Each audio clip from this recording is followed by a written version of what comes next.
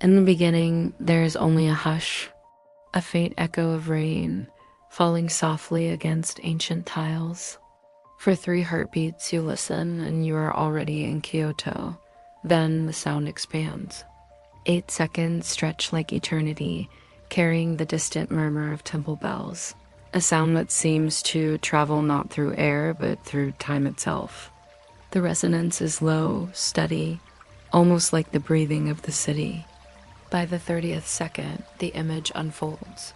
A city wrapped in mist, wooden houses darkened by centuries of rain, narrow alleys that wind with quiet determination, and temples that stand as if carved into silence. Kyoto is not simply a destination. It is a rhythm of slowness, a meditation stretched across 1,200 years. Kyoto, once the heart of an empire, is today a city that whispers rather than shouts. Unlike Tokyo, with its neon pulse and endless energy, Kyoto carries the cadence of reflection. It is a place where every step feels rehearsed by countless feet that walked before, and every wall holds an imprint of centuries of contemplation. For those who arrive here with restless minds and sleepless nights, the city offers something rare, a geography of calm, a landscape where history and nature dissolve into one another.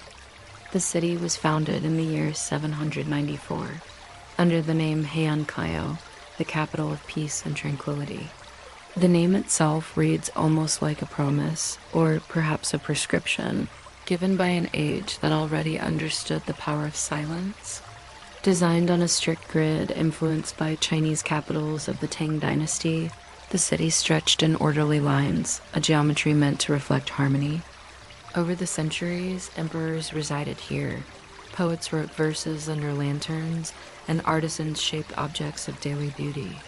Wars came and went, fires and earthquakes shook the city, yet Kyoto always managed to keep its essential rhythm, a slower pace, a measured voice.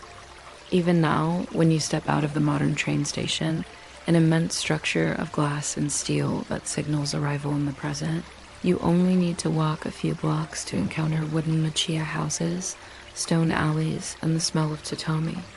The juxtaposition is not jarring because Kyoto never truly rushes. Its modernity is wrapped carefully in the folds of its past. And as rain gathers into small rivers along the sidewalks, you notice how the city itself seems to flow at the pace of water. Imagine for a moment walking beneath the wooden gates of a temple. The rain falls steadily, not as a storm, but as a gentle curtain. You remove your shoes, step onto polished wood, and feel the coolness against your feet. Somewhere in the distance, a bell sounds. Its tone lingers, then fades, leaving you with nothing but the sound of water dripping from eaves. This is Kyoto at its essence, a series of fleeting sensations that expand slowly, filling the hours with a kind of deliberate emptiness. It is said that Kyoto contains over 1,600 Buddhist temples and nearly 400 Shinto shrines. To enumerate them would be an endless task, but to walk among them is to understand repetition, variation, and continuity. Each temple is unique in its details, yet together they form a collective silence, a network of spaces dedicated to the act of slowing down. Some are vast complexes with multiple halls, gardens, and gates. Others are hidden courtyards where moss covers the stones and where visitors may pass unnoticed. In both, the same principle holds: the invitation to pause, to breathe, to notice. The soundscape of Kyoto is subtle. Unlike the constant hum of other cities, here you notice intervals. A bell tolls at noon, its vibration carrying across neighborhoods.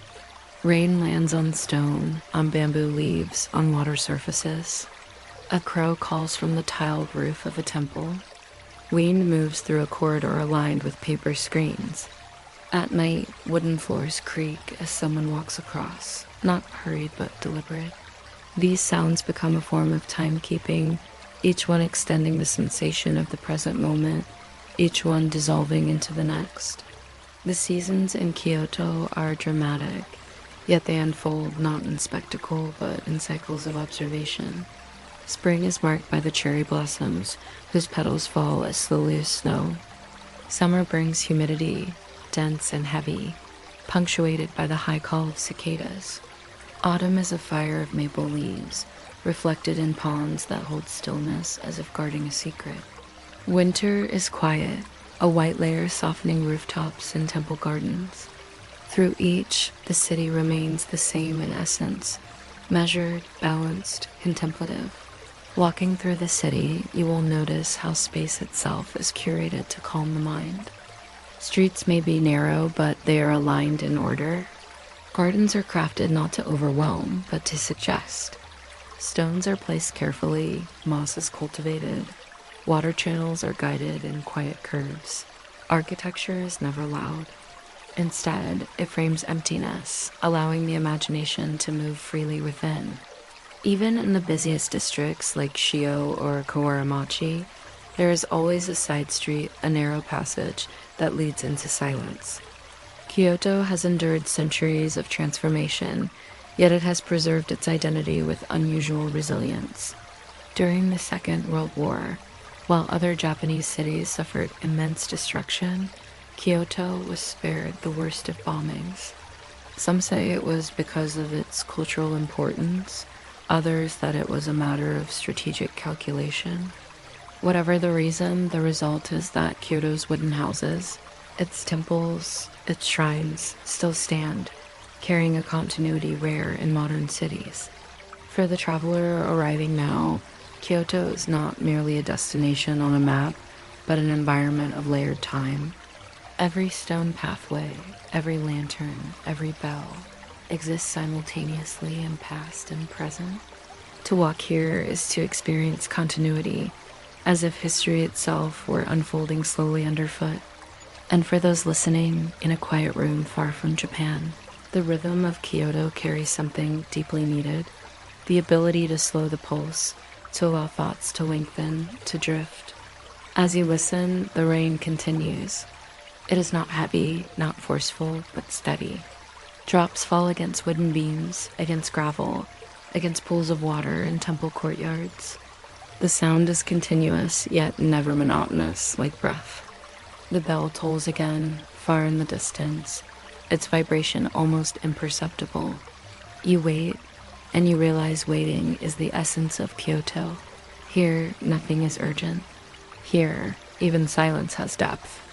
And so begins this long journey, not through noise and distraction, but through repetition and calm. Kyoto will unfold gradually, temple by temple, path by path. The city does not demand attention. It invites you to let go.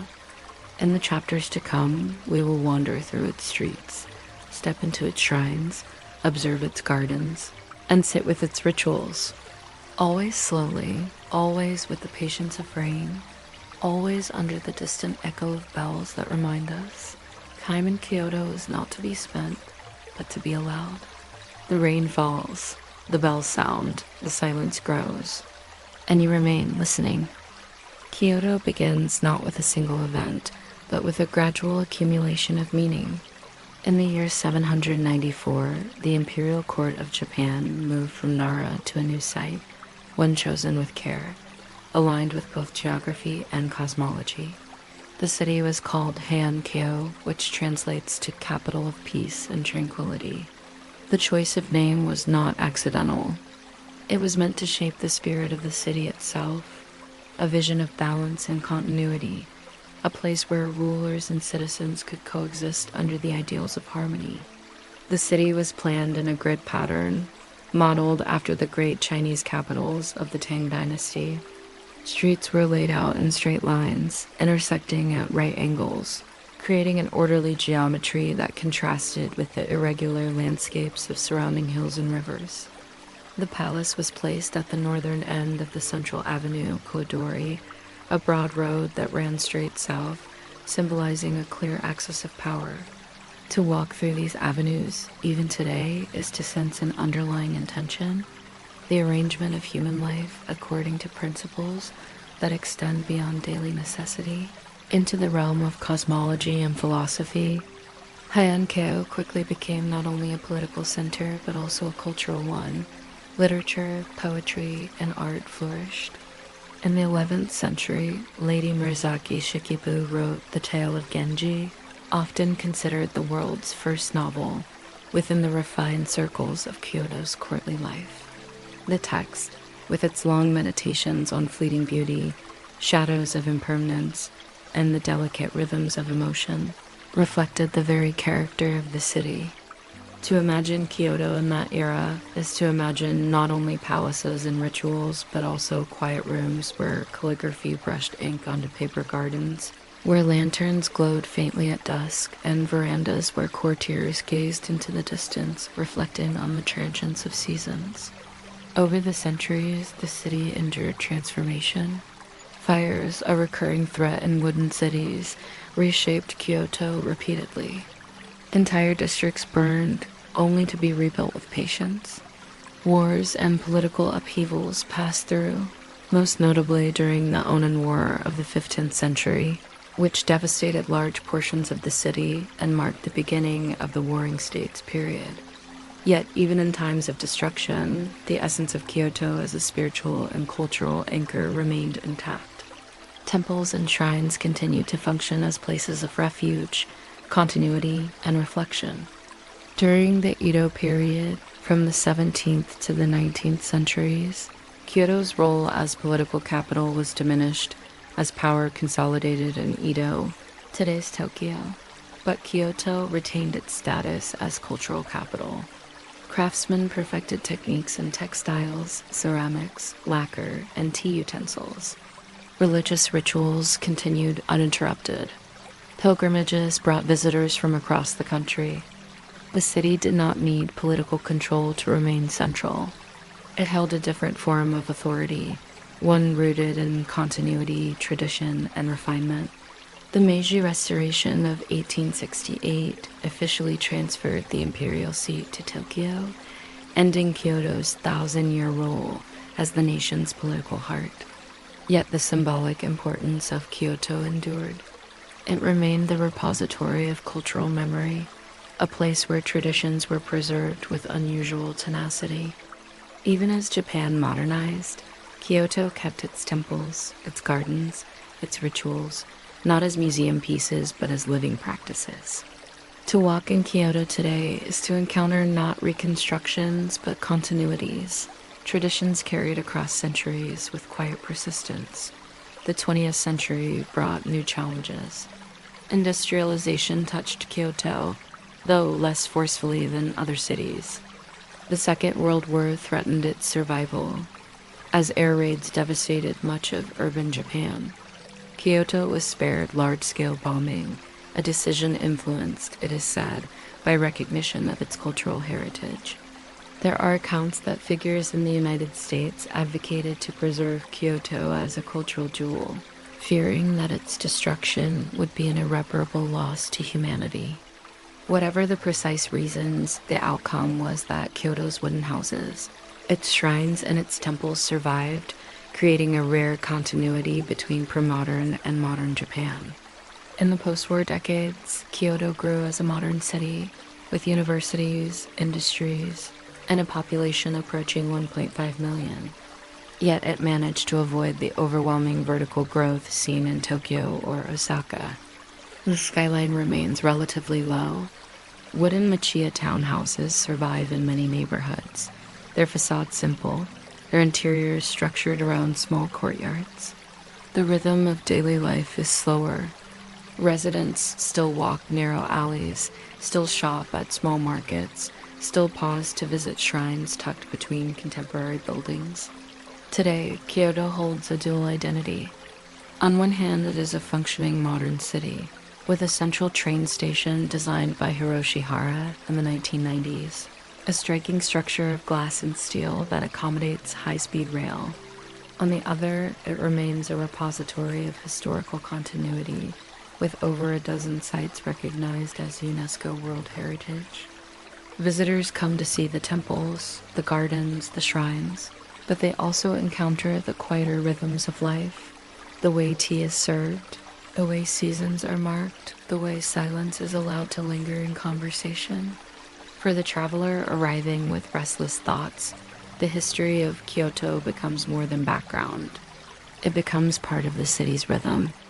Each century has left its trace, not erased but layered, forming a landscape where the present always coexists with the past. To walk here is to feel time stretched and slowed, to notice how 1,000 years can be condensed into the sound of rain on temple roofs. Kyoto is not a city of grand monuments alone. It is a city of details. The placement of a stone in a garden, the angle of a wooden lattice, the faint fragrance of incense in a shrine. Each of these is informed by centuries of tradition, each a fragment of a long history.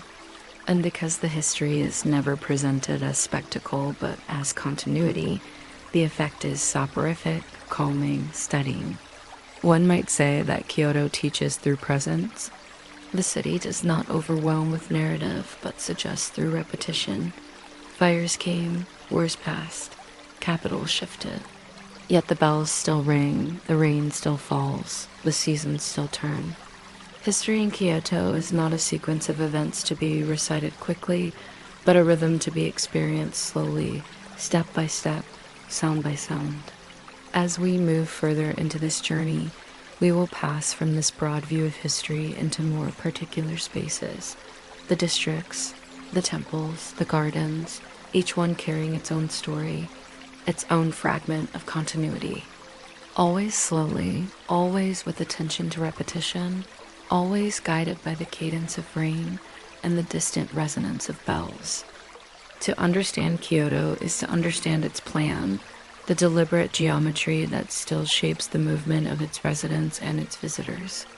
Unlike many cities that grew organically, following rivers, hills, or the accidents of terrain, Kyoto was designed, measured, and aligned. When the imperial court founded Heian-kyo in the late 8th century, the capital was laid out in an orderly grid of streets, modeled directly after Chang'an, the capital of China's Tang dynasty. The intention was not only practical but cosmological.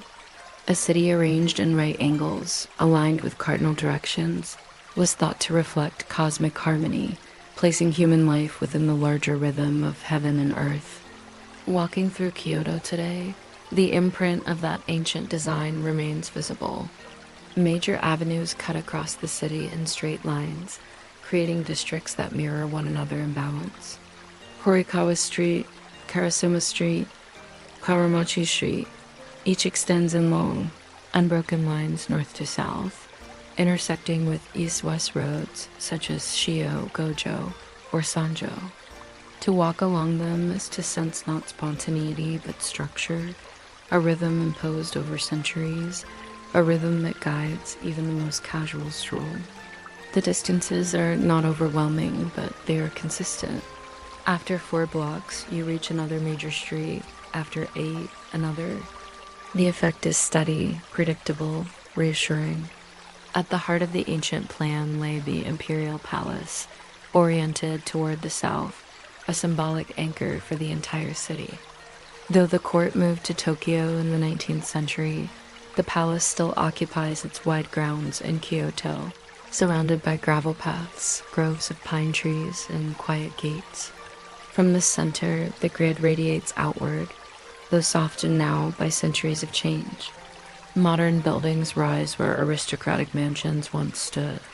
Small alleys thread through the rigid order, bending the geometry into human scale. The pattern remains, but lived experience reshapes it. The city's relationship with its natural setting is equally deliberate. To the east lies the Higashiyama Range, low mountains that form a boundary and a backdrop. To the west rises the Arashiyama area, another frame of hills. The Kamo River flows through the city from north to south, its waters shallow, its banks broad and accessible. These natural features were not obstacles, but elements integrated into the city's rhythm. The mountains provide not only scenery, but orientation. The river, not only water, but a line of repose.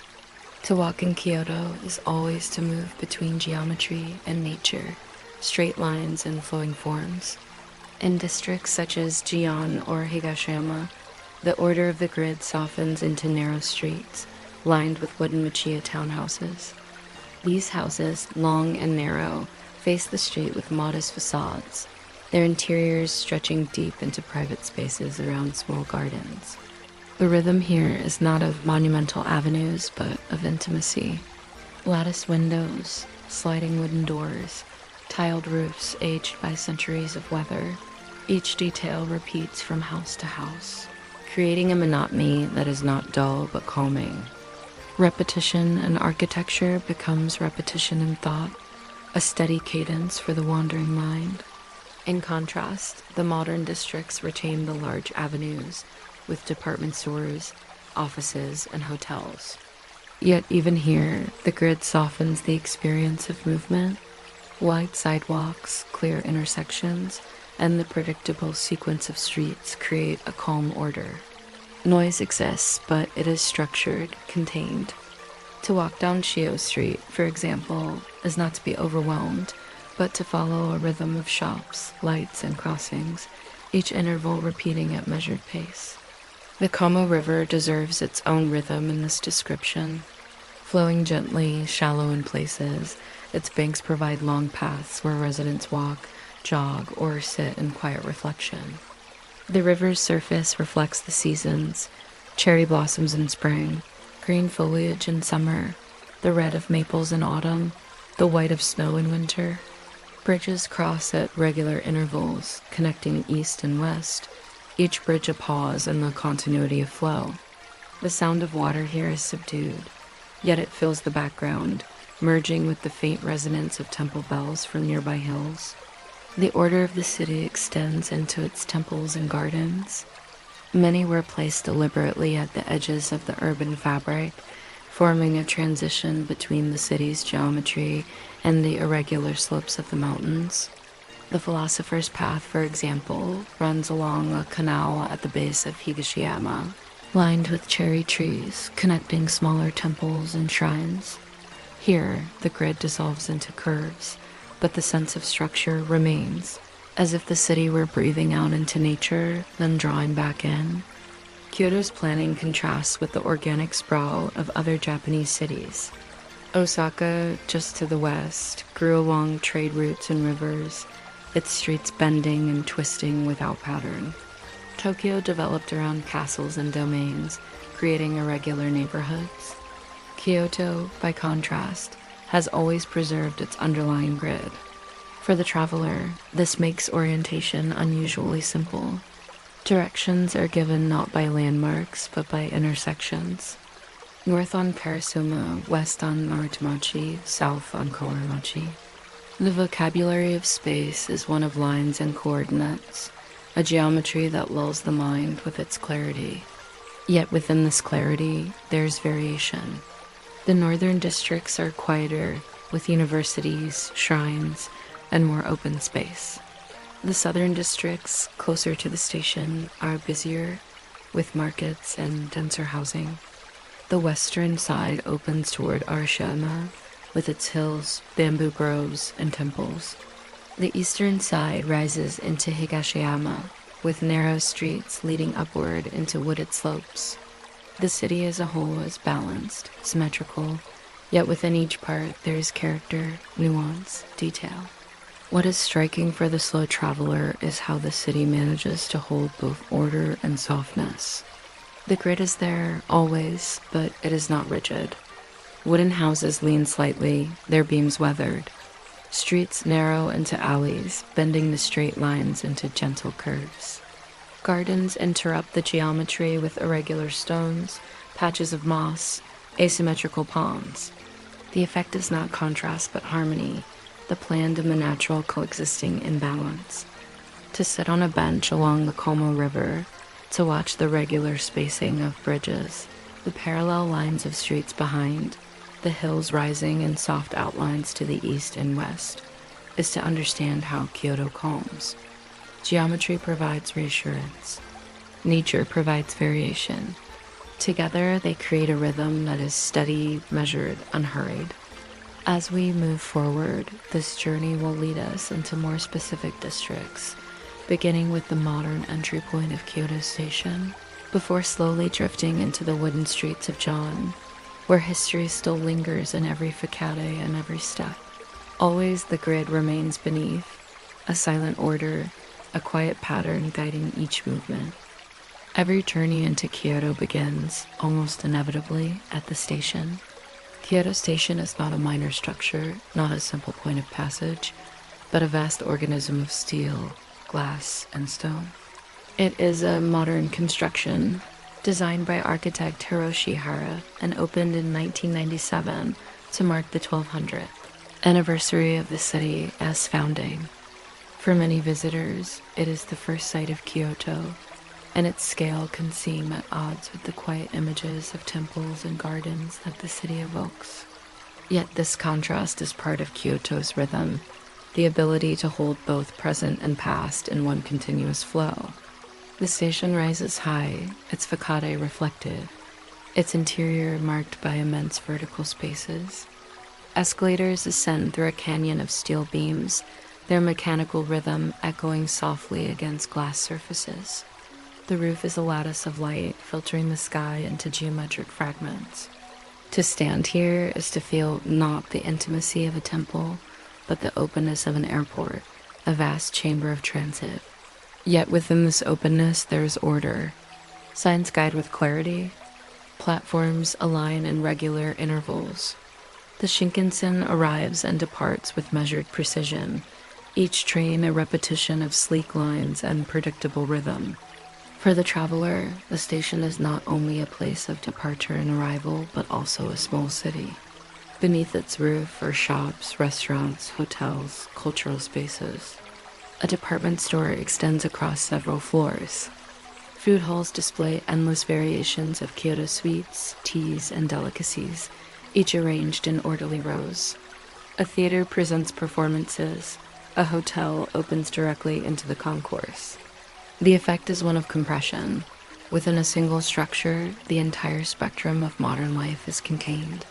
And yet, from the moment one steps outside, the city's older rhythm begins to reassert itself. Streets extend in straight lines, part of the ancient grid. Buses depart in predictable intervals, their routes covering even the most secluded corners. Taxis wait in ordered lines. Pedestrians cross at measured signals. The movement is continuous but unhurried. In contrast to Tokyo's Shinjuku or Osaka's Umeda, Kyoto Station does not spill into chaos, but flows outward calmly as if the modern structure itself had adapted to the city's slower pulse. From the top levels of the station, there are views outward. To the east, the outline of Higashiyama, low mountains forming a quiet backdrop. To the west, the sprawl of neighborhoods, flat and even, broken only by distant hills. The contrast is striking. Within the station, the light reflects from glass and steel. Outside, the city stretches flat, modest, low-rise.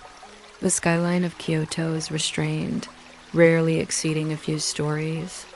In this way, the station is both anomaly and landmark, standing taller than most of the city, yet contained within its larger harmony. For the slow traveler, even the station can become a space of observation. The sound of trains arriving is steady, a mechanical echo repeating every few minutes. Announcements, spoken in calm Japanese and repeated in English, flow with rhythm. The escalators move at measured pace. Footsteps across polished stone create a continuous murmur, neither loud nor disruptive. The vastness of space absorbs noise, dispersing it into a background hum. To sit quietly, simply watching the movement, is to notice how even modern transit can induce calm when experienced without urgency. Kyoto Station also functions as a threshold. Within its walls, one is still in the world of modern Japan. Timetables, efficiency, glass facades. But a short walk outward leads into another temporal dimension. 10 minutes to the north, Ginkaku-ji, a vast wooden temple, rises with its dark roofs, one of the largest wooden structures in the world. 15 minutes further, Ginkaku-ji, another monumental temple, echoes the same rhythm. Already the contrast is felt, from steel and glass to wood and tatami, from escalators to gravel paths. from the present to centuries past. The juxtaposition is not abrupt, for Kyoto allows transitions to unfold gently. One passes from modern station to ancient temples step by step, without dissonance, as if the city had planned this flow intentionally. The design of the station itself carries subtle references to Kyoto's identity. The long central atrium, rising high and open, has been compared to a valley, with escalators climbing like paths through hills. The roof, with its lattice of steel, filters light much as wooden lattice windows filter sunlight into traditional houses. The integration of commerce, travel, and culture reflects the Japanese concept of ma, space that is not empty but full of potential, pauses that allow for coexistence. Even in its modernity, the station participates in the broader rhythm of Kyoto: balance, integration, continuity. Travelers may pause at the Sky Garden on the upper levels, a terrace where small gardens overlook the city. Here, the geometry of steel opens into views of tiled rooftops, mountains, and sky. The contrast becomes a harmony. Modern structure frames natural and historical landscape. This is Kyoto's essence, not rejection of the present, but integration, not isolation of past, but layering of time. In the daily life of residents, the station is a practical necessity. Thousands pass through each day, commuting to work, traveling to Osaka or Tokyo, returning home from school. Yet even this routine carries a rhythm of repetition that aligns with Kyoto's slower pace. The same trains, the same platforms, the same paths. Modern life becomes ritual, and ritual is one of Kyoto's oldest traditions. For the visitor, the station is a reminder that Kyoto is not an open-air museum, but a living city. Temples and gardens coexist with offices and apartments. Historical continuity is preserved not by isolation, but by integration. To move from the platform of the Shinkansen to the quiet of a moss garden within an hour is not contradiction, but Kyoto's very nature. And so, the station stands as both entrance and frame. It is not the destination, but the beginning of rhythm. From here, one can move outward, into districts where wooden houses still stand, into alleys where lanterns glow at night, into temples where bells sound at dawn. The station is not to be rushed through, but to be acknowledged, a reminder that even in the most modern structures, Kyoto's cadence persists. As we leave the station, the journey will continue into the neighborhoods, beginning with Gion, where wooden facades and narrow streets carry echoes of centuries, and where the city's slowest rhythms reveal themselves most clearly. If Kyoto Station represents the threshold of modernity, then Gion represents continuity with another age, one where wooden facades, stone-paved streets, and subdued lanterns define the city's rhythm. Gion lies on the eastern side of the Kamo River, at the foot of the Arashiyama Hills. To step into this district is to step into a landscape that seems immune to the acceleration of time. The streets are narrow, their surfaces paved with stone that has been worn smooth by centuries of footsteps. Wooden machiya houses line both sides, their facades understated, their latticework filtering light into shadows. Sliding doors open into tea houses, restaurants, or small shops, each marked by Norin curtains hanging at the entrance. At night, lanterns glow with subdued light, casting long reflections on the damp stone after rain. The effect is one of quiet repetition, similar facades, similar rhythms, extending into the distance.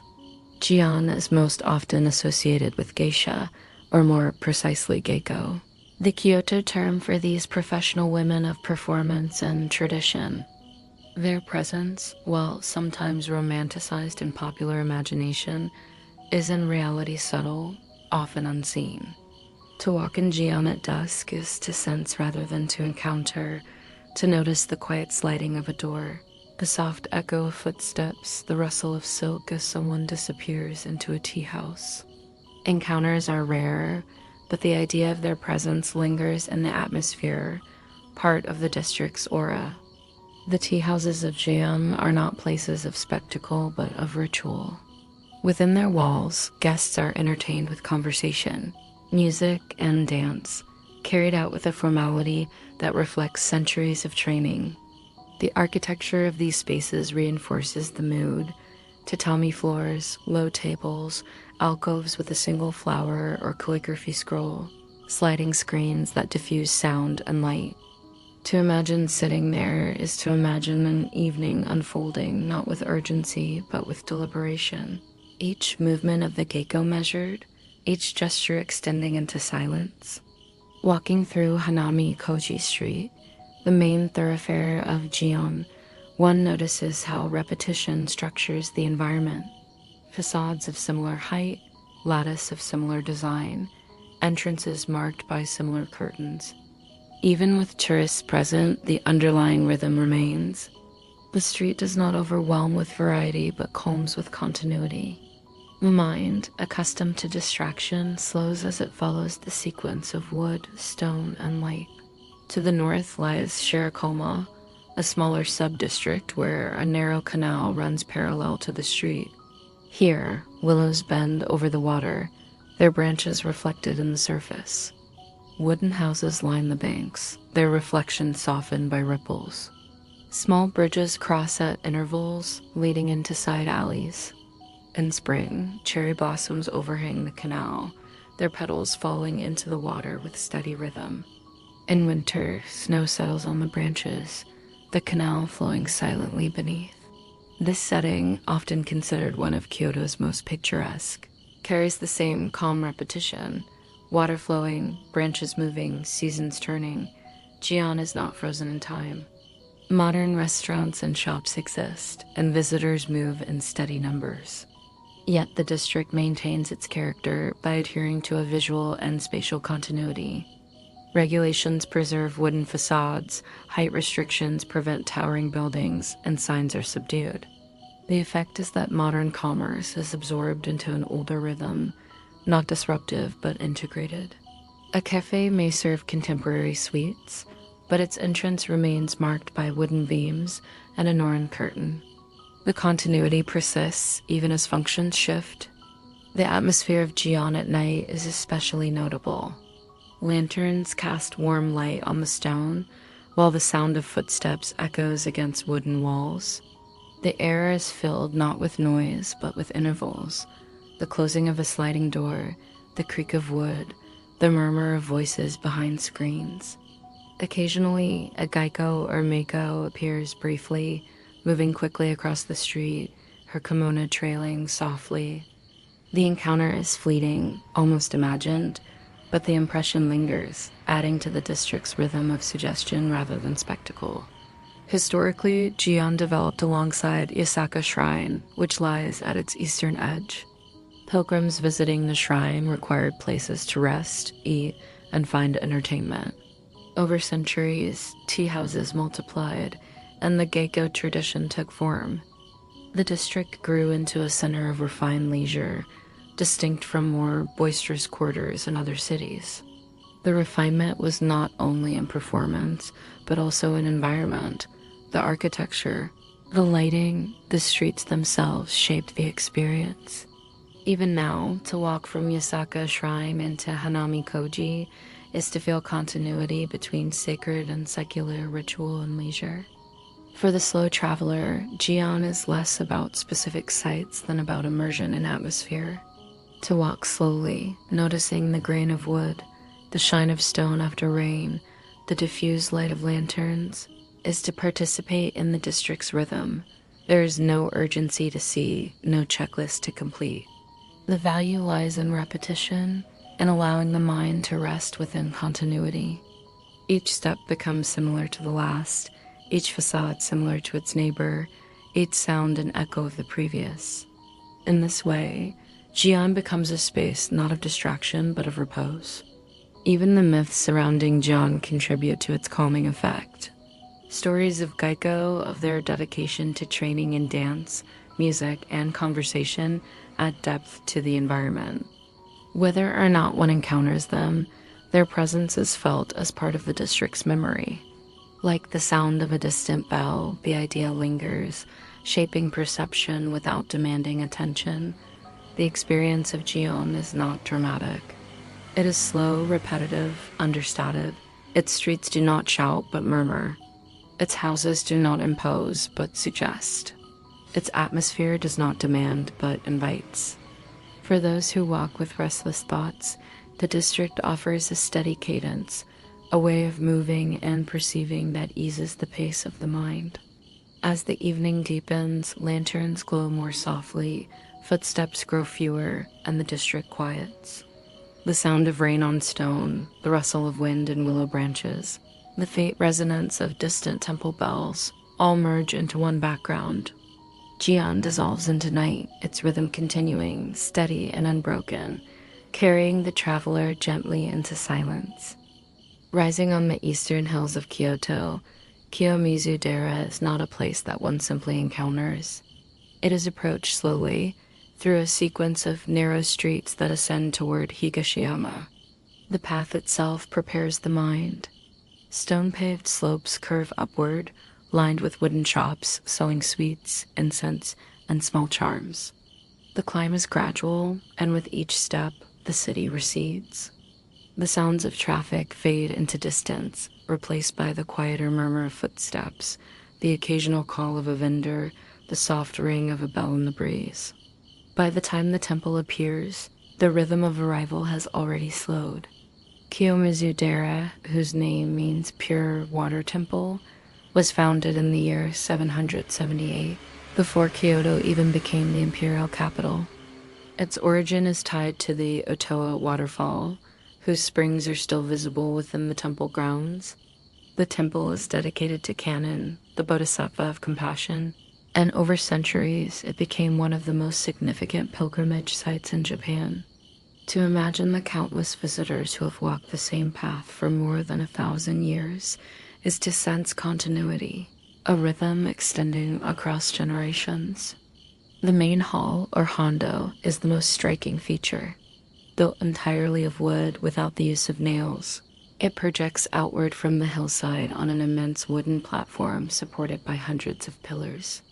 This stage, as it is often called, extends into the air, suspended above the slope, creating the impression that the building hovers between earth and sky. To step onto it is to step into openness. Below, the forest spreads in dense green, or, in autumn, in a blaze of red and gold. Beyond, the city of Kyoto stretches flat, its grid visible, its temples and rooftops muted by distance. Above, the sky expands, sometimes clear, sometimes heavy with mist or rain. The architecture itself encourages contemplation. The pillars, massive and regular, create a rhythm of vertical lines. The floorboards, polished by centuries of feet, reflect light softly. The roof, with its wide eaves, shelters from sun and rain while framing the view outward. Each element contributes to a sense of balance. Weight and lightness, shelter and openness, structure and emptiness. To stand on the platform is to feel both supported and suspended, grounded and unmoored. Legends surround Kiyomizu-dera. One phrase in Japanese, to jump off the stage at Kiyomizu, refers to making a bold decision. For in past centuries, some believed that a leap from the platform, if survived, would grant a wish. Today such acts are forbidden, yet the phrase remains, a linguistic echo of the temple's aura of threshold, of standing between earth and sky, safety and risk, life and its uncertainties. The legend adds depth, but it is the atmosphere itself that endures. The quiet air, the view, the sense of standing within time. Within the temple grounds, smaller shrines and halls extend along paths. The Jishu shrine, dedicated to the deity of love and matchmaking, is marked by 2 stones set apart at a distance. Tradition holds that if one walks from one stone to the other with eyes closed, one's wish in love will be granted. Visitors attempt this slowly, guided by friends or by instinct, their steps uncertain but steady. The act itself reflects Kyoto's rhythm, Not haste, but patience, not spectacle, but ritual repeated endlessly. The Otowa waterfall, from which the temple takes its name, flows in 3 streams. Visitors drink from them using long-handled cups, each stream said to offer a blessing, one for health, one for longevity, one for success in studies. The streams fall steadily, their sound merging with the rustle of leaves and the murmur of visitors. To stand nearby is to listen to water as rhythm, as continuity, as something unchanged across centuries. In spring, Kiyomizu-dera is surrounded by cherry blossoms, their pale petals softening the wooden structures. In autumn, the maples ignite the hillside in color. At night, the temple is sometimes illuminated, its wooden stage glowing softly against darkness, a beacon above the city. Yet in all seasons, the essence remains the same, a place where architecture frames openness, where wood and stone meet sky and forest, where visitors pause and look outward in silence. What makes Kiyomizu-dera particularly resonant is its combination of scale and intimacy. The main hall is vast, the platform immense, the view wide. Yet within the grounds are quiet corners, a moss-covered stone lantern, a small wooden gate, a path lined with trees. Each detail participates in the larger rhythm without demanding attention. The traveler moves from grand view to small fragment, from openness to enclosure, from distance to nearness, without rupture. For those listening, the atmosphere can be imagined in sound.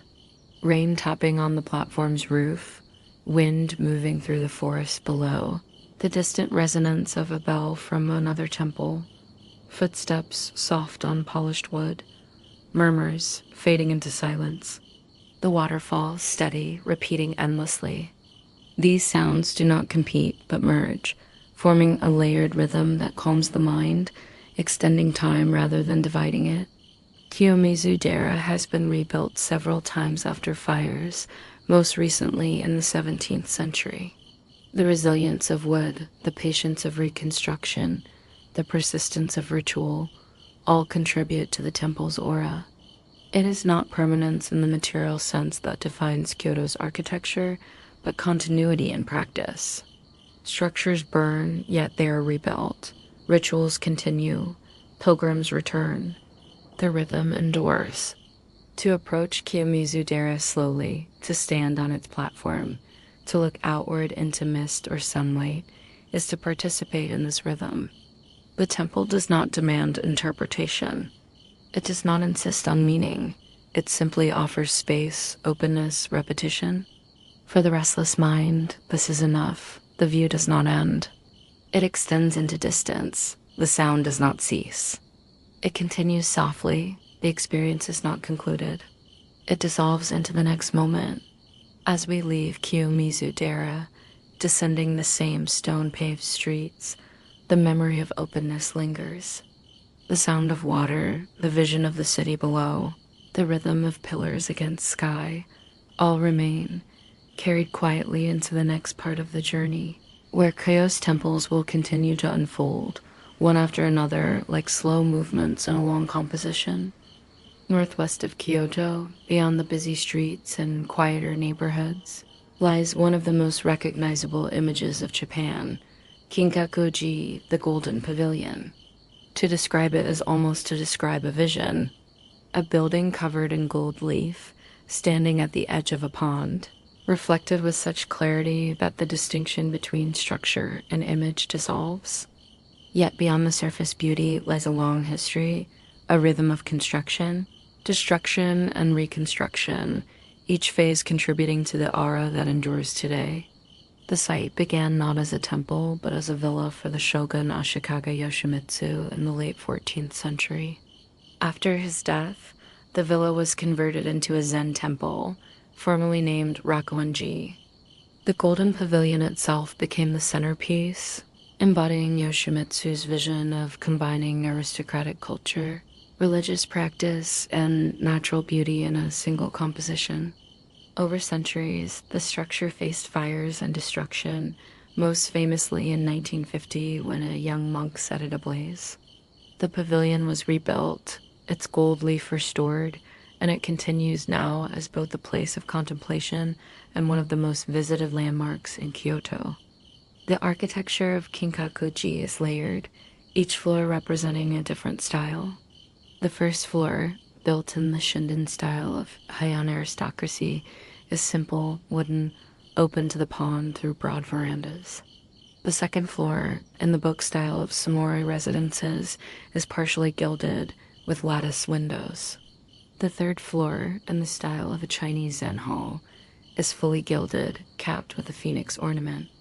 Together, the layers form not only a vertical progression of styles, but also a progression of meaning, from earth to sky, from human to transcendent. The pond, called Kyoto-ji, or the mirror pond, is not a passive backdrop, but an integral part of the composition. Its surface reflects the pavilion, doubling its image, extending its presence. Small islands and stones are placed within the water, their arrangement deliberate, echoing principles of landscape design where asymmetry and balance coexist. Trees line the banks, their branches framing the reflection.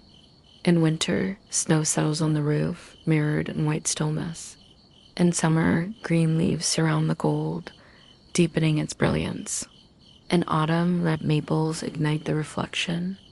The pond is not separate from the building, but its partner. A surface where solidity becomes fluidity, permanence becomes impermanence. For the visitor, the experience of Kinkaku-ji is carefully structured. Paths guide movement around the pond, offering multiple perspectives but never complete access. The pavilion is not entered, it is observed. This restriction enhances contemplation. One does not rush into interiors but pauses at intervals, watching how light shifts across the gold, how ripples disturb the reflection, how the building changes with distance. The repetition of observation, step by step, becomes the essence of the visit. The gold leaf that covers the pavilion is not mere decoration, but symbol. In Buddhist thought, gold represents purity, the brilliance of enlightenment. The pavilion shines not to dazzle, but to suggest transcendence, a radiance that reflects not wealth alone, but spiritual aspiration. And yet, the brilliance is soft by its setting. Surrounded by water, framed by trees, mirrored in sky, the gold does not dominate, but harmonizes. The brightness rests within stillness. The story of the 1950 fire lingers as part of Kinkaku-ji's aura. The pavilion was reduced to ashes, and for years only memory and photographs preserved its image.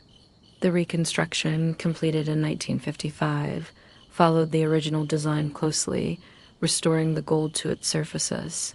Some critics debated authenticity, yet for the visitor, the aura remains.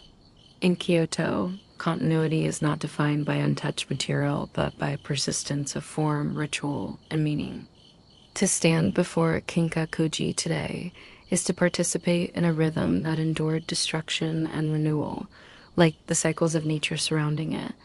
Sound here is subtle. The pond is still, disturbed only by breezes or the occasional movement of fish. Birds call from the surrounding trees. Footsteps on gravel paths create a soft crunch, repeated steadily as visitors move. Voices are subdued, as if the environment itself demands quiet. In winter, snow muffles even these sounds, leaving only silence, punctuated by the faint resonance of distant temple bells. The auditory rhythm is as important as the visual, intervals, pauses, absence as presence. Kinkaku-ji is often crowded, yet even within the presence of others, the effect is calming. The pavilion is viewed from a distance across water, ensuring space between observer and object. The separation creates a buffer, a zone of quiet. People move slowly, stopping at the same points, repeating the same gestures of observation and photography. The repetition itself becomes meditative. Each person becomes part of the rhythm, stopping, watching, moving, stopping again. Beyond the pond, paths lead upward through gardens. Here, smaller structures and tea houses appear, their simplicity contrasting with the brilliance of the pavilion. Stones line the way, moss covers surfaces, water trickles from small springs. The ascent is gradual, offering new perspectives of the pond below. The pavilion appears smaller, then distant, then framed by branches. Each shift in perspective reinforces the interplay between permanence and change, between gold and green, between structure and reflection. The image of Kinkaku-ji is among the most reproduced in Japan, appearing on postcards, scrolls, screens, and photographs. Yet seeing it in person, or imagining it in stillness, reveals that the image is not static, but dynamic. Light changes the gold. Wind changes the reflection. Season changes the setting. To look at Kinkaku-ji is to see both repetition and variation, both constancy and impermanence. This is the essence of Kyoto, to hold opposites in balance, to let them coexist without tension.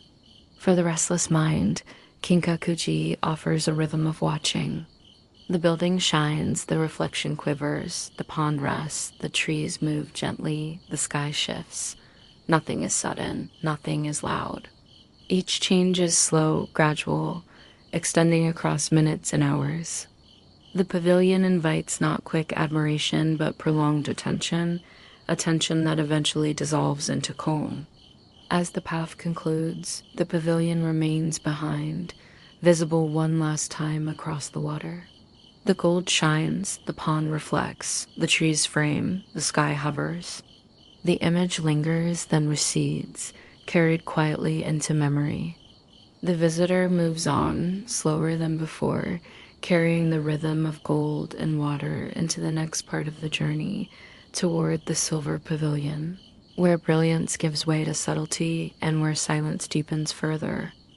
If Kinkaku-ji, the golden pavilion, dazzles with radiance and reflection, Ginkaku-ji, the silver pavilion, whispers with subtlety.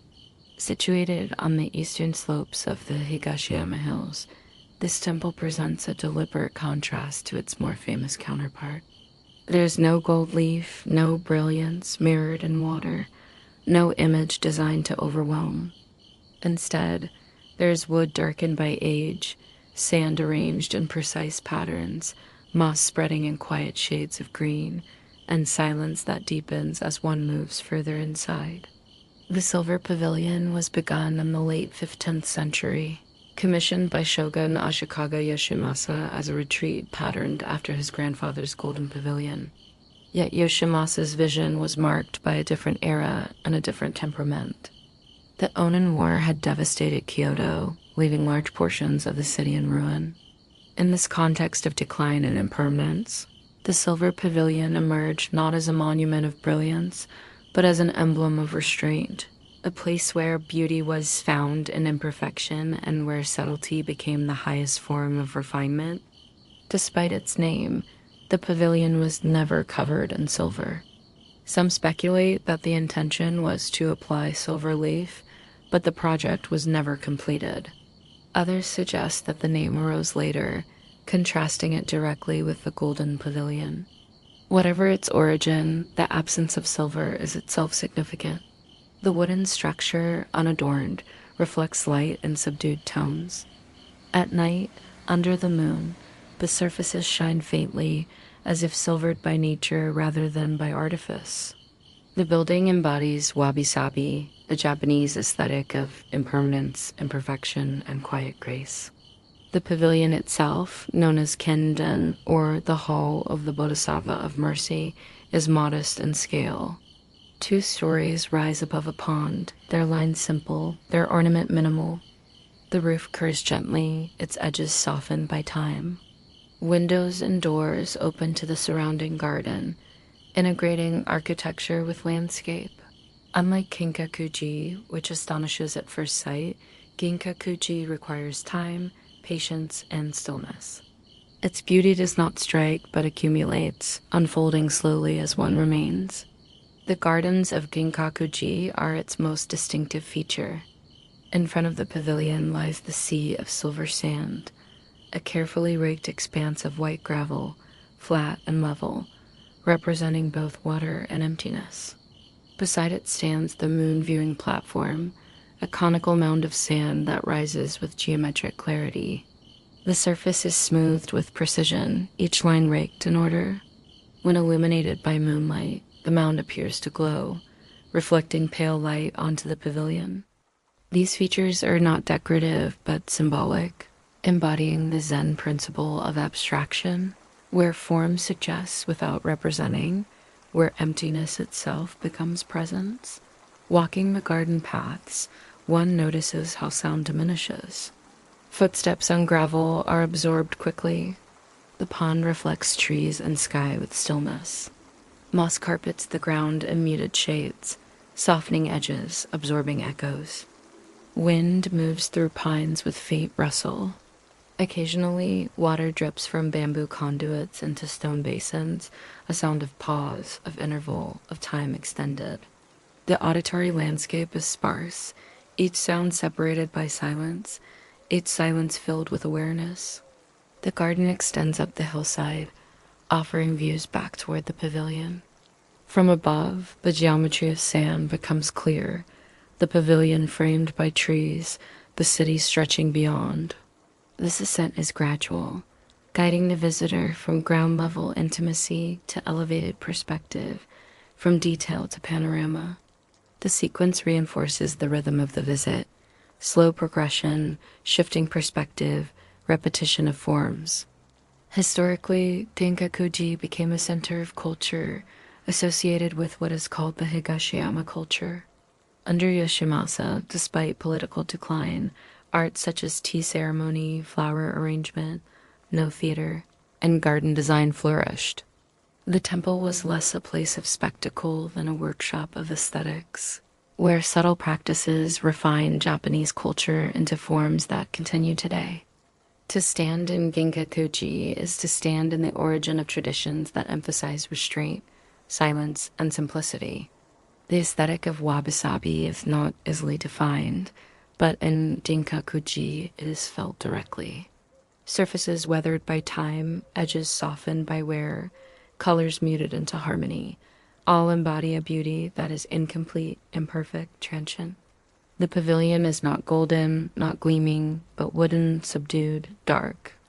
Its beauty lies not in its surfaces, but in its suggestion, in the way it resonates with the garden, the pond, the sand, the sky. It is a beauty that quiets rather than excites, that calms rather than dazzles. The rhythm of a visit is one of repetition and pause. One approaches, views the pavilion reflected in the pond, pauses before the sea of silver sand, walks slowly along the path, ascends to the hillside, descends again. At each stage, the pavilion is visible from a different angle, never changing in form, yet always altered by light, distance, and frame. The repetition reinforces stillness, the mind gradually settling into the cadence of return. In the evening, when the light softens, the pavilion darkens into shadow. The sand glows faintly, the pond reflects the sky. The contrast between light and dark, presence and absence, becomes more pronounced.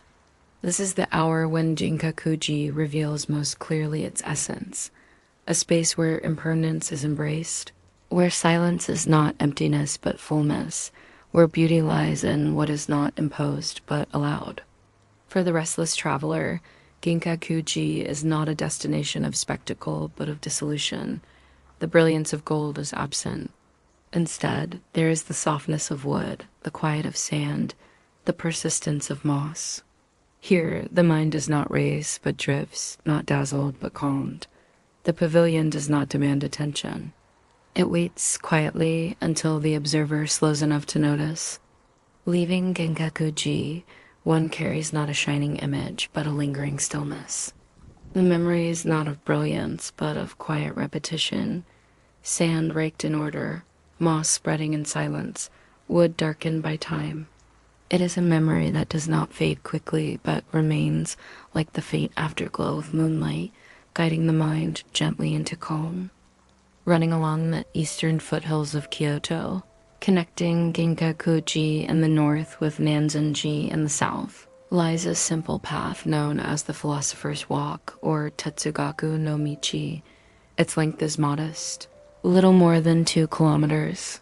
Yet to walk it slowly is to step into a rhythm where distance loses importance and where movement becomes a form of meditation. The path follows the course of a narrow canal, originally constructed during the Meiji period to carry water from Lake Biwa into the city. The canal flows steadily, its water shallow, its current almost imperceptible. Stone embankments line its edges, and above them stretch rows of cherry trees, their branches leaning over the water, forming arches that in spring are heavy with blossoms. To walk here is to walk beside water and beneath trees, a sequence that repeats unbroken, stone after stone, branch after branch. In spring, when the cherry blossoms are at their peak, the path is transformed. Petals drift down continuously, carried by wind and water. The surface of the canal becomes a moving mosaic of pale pink, shifting with the current. The ground is covered in a soft layer, footsteps muffled by fallen petals. Each gust of wind renews the effect, blossoms falling in slow rhythm, like snow without coldness. Visitors walk slowly, pausing frequently, their attention drawn not to distance but to the endless repetition of petals falling. The effect is hypnotic, soporific, calming. In summer, the same path is shaded by dense foliage. Cicadas call in high rhythm from the branches, their sound steady, filling the background with a continuous drone. The canal reflects the green canopy, light filtered into fragments. Heat presses heavily, yet the water provides coolness, the shade offers respite. Movement slows further, each step measured, each pause extended. Autumn transforms the path again. The cherry leaves turn red and gold, their reflections bright on the water. Fallen leaves accumulate along the canal, their shapes forming patterns that dissolve with the current. Air grows crisp, footsteps sound clearer on the stone. The rhythm changes but continues, a cycle of transformation without rupture. Winter reduces the path to its essentials. Branches are bare, their silhouettes stark against the sky. The canal flows quietly, sometimes edged with ice. Snow falls lightly, settling on stone, on water, on the path itself. The effect is one of minimalism, where absence becomes presence, where the silence of trees without leaves becomes its own form of beauty. Along the way, small temples and shrines lie just beyond the path. Honen, with its moss-covered gates and sand patterns, refresh daily. Otowa Shrine, guarded not by lions but by stone mice, quiet and unusual. Each of these is modest, easily missed, yet each adds rhythm to the walk, interruptions that are not disruptions but pauses, intervals where one may step aside, enter silence, then return. The name Philosopher's Walk recalls Nishida Kitaro, a modern Japanese philosopher who is said to have walked this path regularly in meditation. Whether alone or with companions, the walk became for him an extension of thought, a space where ideas moved as slowly as footsteps. For visitors today, the name suggests the same rhythm, reflection not forced but allowed, thought not pursued but permitted to wander, like petals carried downstream. The sounds of the path are minimal yet distinct, water flowing, though softly, footsteps on stone, the rustle of wind and branches, the high call of cicadas in summer, the absence of sound in winter. Occasionally, a bell from a nearby temple resonates faintly. The auditory landscape is one of intervals where silence is the dominant presence and sound emerges gently, then fades. The canal itself is narrow, never imposing. Bridges cross at regular intervals, simple stone or wood, leading into neighborhoods beyond. Each bridge becomes a marker, a pause in the continuity of water, a point where perspective shifts slightly. Looking upstream, the canal stretches into distance. Looking downstream, it narrows into focus. The repetition of bridges reinforces the sense of progression without urgency. To walk the philosopher's path is not to seek arrival, but to remain in transition. The path does not demand completion. One may walk a few steps, pause under a tree, watch petals fall into water, and remain there without thought of distance. Time expands, minutes dissolve into rhythm, the mind settles into repetition. The destination is not Nanzen-ji or Ginkaku-ji, but the act of walking itself. In this way, the philosopher's path embodies Kyoto's essence. It is not monumental, not spectacular, not demanding. It is modest, repeating, subtle. It invites not haste, but slowness, not attention, but release. For those listening, imagining the steady sound of water, the soft fall of petals, the silence between footsteps, the path becomes a corridor into calm, a journey where restlessness gradually dissolves. As the walk ends, the memory remains not of any single moment, but of continuity, water flowing, branches arching, petals falling, silence persisting. The philosopher's path does not conclude. It simply fades into the city beyond, its rhythm carried quietly into thought, into breath, into the long cadence of Kyoto itself. West of the city center, beyond quiet residential streets and tree-lined avenues, lies Ryōan-ji, a Zen temple of the Rinzai school. Its name means Temple of the Dragon at Peace, and its origins date back to the 15th century. Yet for many, Ryōan-ji is less about its buildings and more about a single space within it, the Karasan-sui, or dry landscape garden where stone, sand, and silence form an image of abstraction that has intrigued visitors for centuries. The approach to the temple is gradual. A path lined with trees leads inward, their branches forming a canopy that filters light. Moss spreads across the ground, softening the edges of stone. The sound of the city diminishes with each step, replaced by the steady rhythm of wind and the faint murmur of water in small streams. Passing through wooden gates, one enters the temple grounds, where simple halls and corridors frame open courtyards. The architecture is modest, wooden, unornamented, its beauty lying in proportion and restraint. The main attraction, however, is the rock garden. Enclosed by earthen walls, the rectangular space measures about 25 meters by 10. Its surface is covered in white gravel, raked meticulously into linear patterns. Within this field, 15 stones are placed in small groups upon patches of moss. There is no tree, no flower, no water, only gravel, moss, and stone. Yet in this absence lies a depth that invites endless reflection. From the veranda of the Hoyo, the abbot's quarters, visitors sit in silence, gazing upon the garden. The stones are arranged asymmetrically, their grouping irregular, their spacing deliberate. From any angle, it is said, only 14 of the 15 stones are visible. One remains hidden, a reminder of imperfection, of incompleteness, of the impossibility of total vision. This imperfection is not flaw, but principle, reflecting the Zen understanding that reality is always partial, that wholeness includes absence.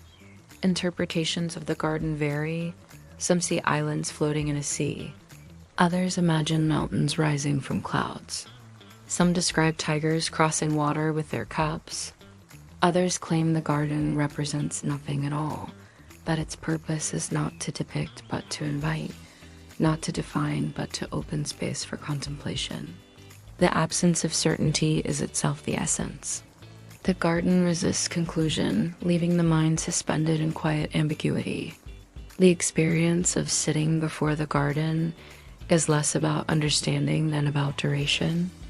Minutes pass, then longer spans of time, and the view does not change. Stones remain where they are. Gravel remains raked in lines. Moss rests quietly at their bases. Yet within this repetition, perception begins to shift. One notices the texture of stone, the subtle variations of gravel, the way shadows fall differently with the movement of the sun. Stillness reveals detail, and detail reveals infinite variation. Sound plays a crucial role. The garden itself produces none, yet the silence becomes its own presence. Occasionally, a bird calls from a tree beyond the wall. Wind moves faintly, carrying the sound of leaves. Somewhere distant, a bell tolls from another temple. Each sound enters, then fades, leaving silence deeper than before. In this rhythm, the garden becomes not only visual but auditory, an interplay of presence and absence, sound and silence. The walls enclosing the garden are simple, their surfaces made of clay mixed with oil, weathered by centuries into subtle hues of brown and gold. These tones absorb light, creating a background that is neither bright nor dark but balanced. The enclosure is essential, for it isolates the space, creating a frame that turns emptiness into presence. Without the walls, the stones might be lost in landscape. With the walls, they become the focus of endless attention. The garden at Ryōan-ji embodies the principle of Ma, the Japanese concept of interval or negative space. Meaning is found not in what is present, but in what is absent, in the space between stones, in the silence between sounds, in the time between thoughts. For the restless mind, this principle can be unsettling at first, but with duration it becomes calming, offering not answers but release. Beyond the rock garden, the temple grounds include other features: a large pond with small islands, a landscape of trees and pathways, a tea house, and secondary gardens. These spaces are beautiful, yet they serve almost as preparation or release, framing the central experience of the dry garden. The pond, with its waterfowl and reflections, contrasts with the abstraction of gravel. The trees, with their seasonal changes, contrast with the permanence of stone. Together, they form a rhythm of variation that leads the visitor back to stillness. Ryōan-ji has been visited by emperors, monks, poets, and travelers from across the world. Its garden has inspired writings, paintings, and debates. Yet its essence remains unchanged: stones upon gravel, silence within walls, presence within absence. To sit here is to enter rhythm beyond time, where centuries collapse into the duration of a single gaze, and where thought gradually dissolves into awareness without object. For those listening, the garden can be imagined not as image but as cadence. A rectangle of silence. Stones placed irregularly, like pauses in speech. Gravel raked into lines, like the flow of breath. Moss softening edges, like memory fading into dream. The experience is not to be concluded, but to be extended, as long as one remains willing to sit and to listen. Leaving Ryōan-ji, one carries no single image, for the garden resists summary. Instead, one carries a sensation of stillness, of incompleteness, of calm without resolution. It is a sensation that lingers, that accompanies the traveler into the next part of the journey, where Kyoto's temples continue to unfold, each offering its own rhythm, its own cadence, its own invitation to rest within time. On the western edge of Kyoto lies Arashiyama, a district where the city dissolves into hills, forests, and riverbanks. The name itself means storm mountain, though the impression it gives today is not of violence but of calm. It is a place where temples, gardens, and natural scenery blend into one another, creating a rhythm of movement between built space and landscape, between stone and water, between silence and sound. The approach to Arashiyama is marked by the wide span of the Togetsukyō Bridge, the moon crossing bridge, which stretches across the Katsura River.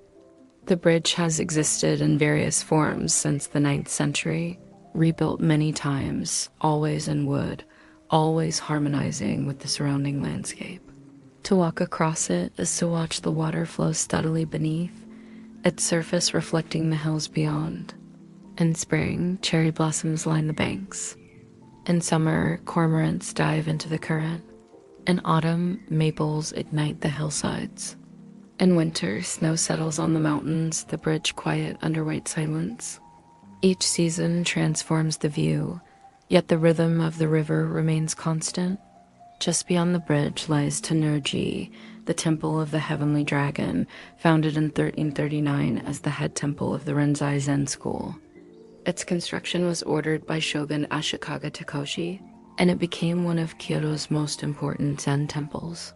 Designated today as a UNESCO World Heritage Site, the temple has burned repeatedly over the centuries, rebuilt each time, yet its garden has endured. Designed by the monk Muzo Saseki, the garden remains much as it was in the 14th century, a landscape that integrates pond, rocks, trees, and distant hills into a single composition. The Sōgenchi Garden, as it is called, stretches behind the main hall, its surface reflecting sky and mountains. A central pond is framed by rocks and pine trees, their placement deliberate, their asymmetry balanced. Beyond the pond, the Arashiyama hills rise, forming what is called shake, or borrowed scenery, where the natural landscape is integrated into the design. The effect is not separation but continuity. The garden does not end at its boundary but extends into the distance, dissolving into hills and sky. To sit on the veranda of the hall, gazing across the pond, is to feel the rhythm of centuries, unchanged, enduring. The sound here is layered. Wind moves through pines, water ripples across the pond, birds call from branches. Footsteps on wooden verandas echo softly, then fade. The composition is as much auditory as visual, a cadence of natural sounds framed by silence. The garden, like the dry landscape at Ryōan-ji, invites not quick observation but extended attention. Time stretches, details emerge, thought dissolves into perception. Beyond Tenryū-ji lies the bamboo grove of Arashiyama, one of Kyoto's most iconic landscapes. A path winds through towering stalks of bamboo, their trunks rising straight and tall, their leaves forming a canopy that filters light into shifting patterns. The density of the grove creates its own atmosphere, where wind moves through leaves with a sound unlike any other, a hollow rustle, a whisper that fills the space continuously.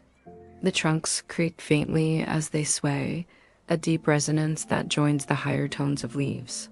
To walk here is to move inside sound, a corridor of shifting green and constant whisper. The bamboo path is often busy with visitors, yet even in company, the grove holds a stillness. The repetition of vertical lines, trunk after trunk, creates a rhythm that calms the mind.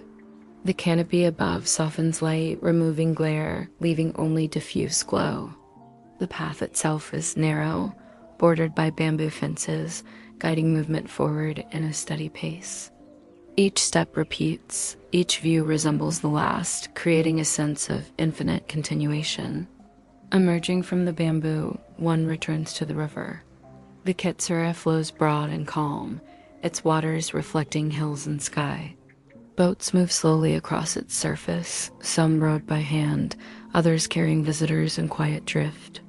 In autumn, the hills rise in fire of red and orange, mirrored in water. In spring, the banks are pale with cherry blossoms. In winter, mist gathers over the current, dissolving outlines into shadow. The river, like the bridge, like the garden, is a rhythm of continuity, carrying time without haste. Arashiyama has been admired since the Heian period, when aristocrats came to view cherry blossoms and maples. Poetry and painting celebrated its beauty, describing the moon over the bridge, the colors of leaves, the sound of wind and bamboo. Even today, the district retains this aura of retreat, a place where city life gives way to landscape, where history and nature meet in balance. The experience of Arashiyama is not defined by arrival at a single monument, but by the sequence of transitions: bridge to temple, temple to garden, garden to bamboo, bamboo to river. Each element flows into the next, each rhythm complementing the other. The result is not contrast, but harmony, a continuous unfolding of spaces that invite slowness, patience, and repetition. For those listening, Arashiyama can be imagined as sound: the steady flow of river beneath the bridge, the rustle of bamboo leaves, the ripple of pond water, the call of birds over hills. These sounds merge into a layered cadence, steady, unhurried, extending into silence. To imagine them is to enter the district's rhythm, a rhythm that continues long after the visit ends. Leaving Arashiyama, one carries memories not of spectacle, but of continuity. The bridge crossing water, the dragon temple reflecting hills, the bamboo whispering endlessly, the river flowing without end. It is a rhythm that lingers, guiding the traveler gently into the next movement of Kyoto's long composition. At the quiet center of Kyoto lies the Kyoto Imperial Palace, once the residence of the Japanese emperors for more than 1,000 years. Enclosed within the vast grounds of the Kyoto Gion National Garden, the palace is not a solitary structure, but a sequence of halls, gates, courtyards, and gardens arranged in deliberate order. To step into its domain is to step into a rhythm of space that reflects both authority and restraint, both power and serenity. The palace, as it appears today, is not ancient in its material form. Fires consumed earlier versions many times, and the current reconstruction dates to the mid-19th century.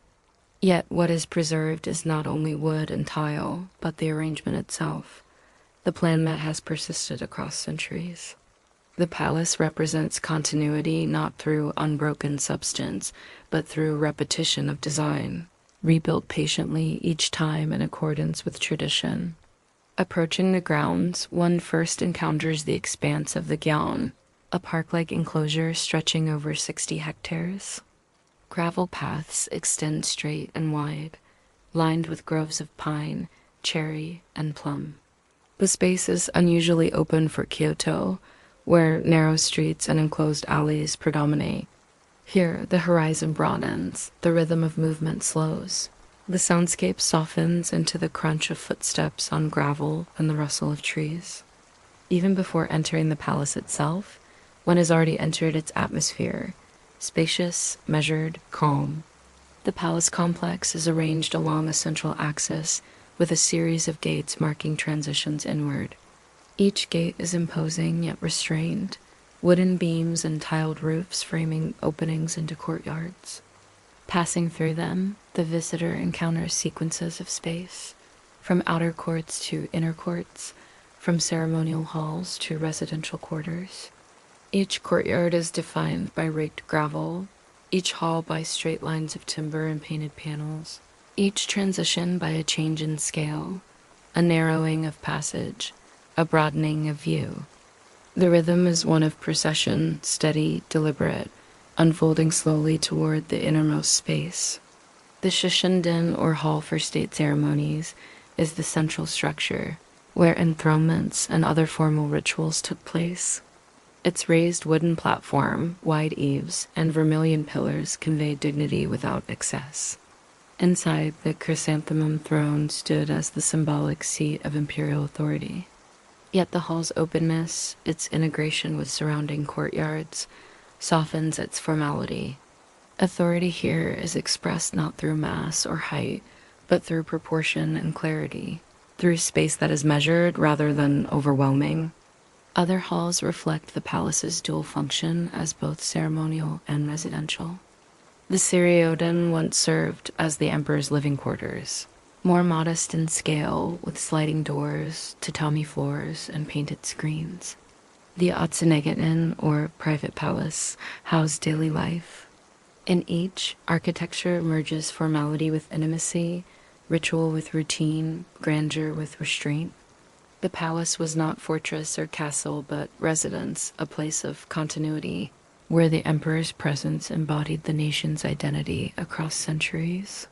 Gardens surround the palace buildings, offering views of ponds, bridges, and groves. These are not extravagant landscapes, but carefully composed spaces where water reflects pines, where stepping stones lead across moss, where bridges arch gently over streams. The gardens embody the same principles as Kyoto's temples, a symmetry balanced with harmony, variation within repetition, openness framed by enclosure. To walk them is to move within a rhythm where power dissolves into calm, where ceremony gives way to silence. The soundscape of the palace is subdued. Gravel crunches steadily underfoot.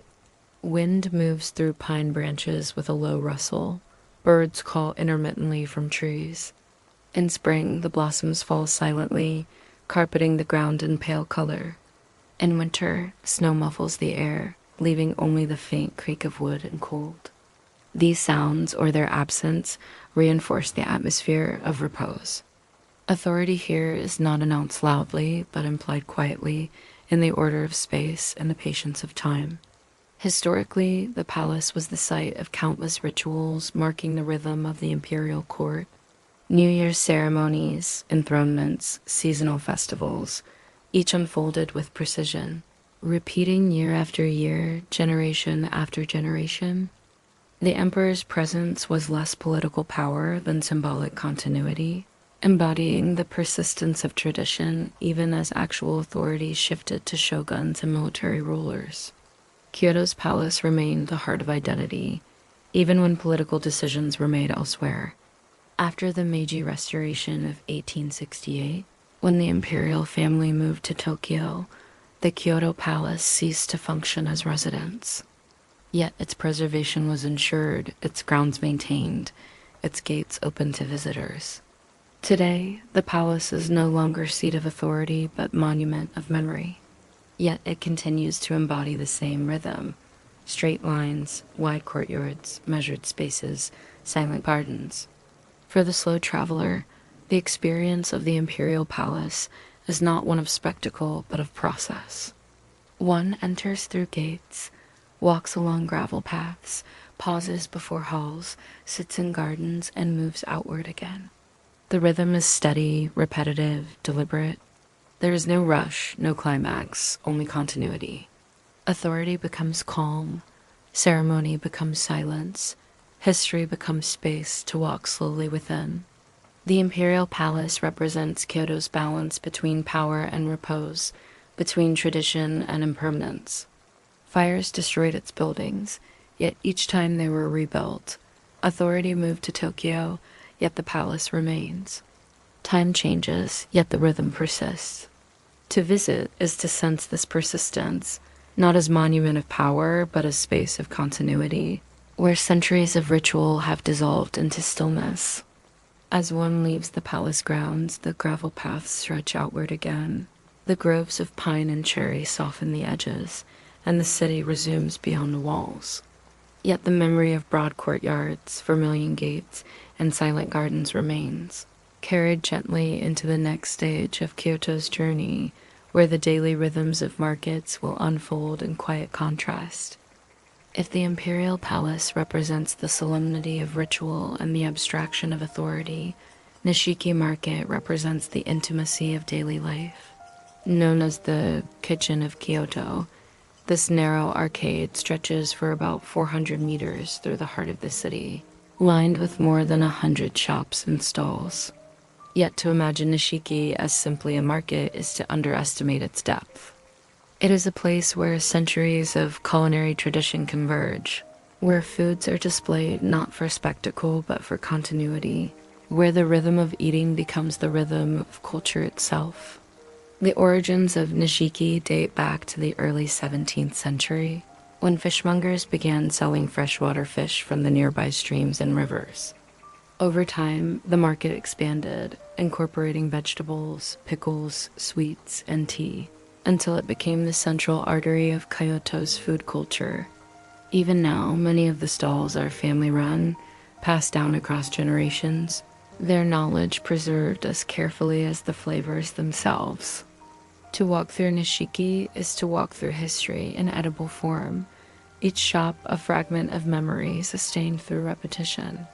The market is covered by a roof of colored glass panels, which filter sunlight into soft hues of red, green, and yellow. The effect is both practical and aesthetic. The stalls are protected from weather, and the light takes on a muted quality, diffused, calming. The arcade is narrow, often crowded, yet the rhythm of movement remains steady. People walk slowly, pausing at stalls, examining goods, tasting samples. The repetition of pause and step, of glance and purchase, creates its own cadence. The foods of Nishiki reflect Kyoto's balance between simplicity and refinement. At one stall, green tea is sold in powdered form as matcha, and leaves for brewing, and sweets flavored with its subtle bitterness. At another, pickled vegetables, or tsukemono, are arranged in orderly rows: daikon radish, cucumber, eggplant, ginger, each preserved in salt, rice bran, or miso.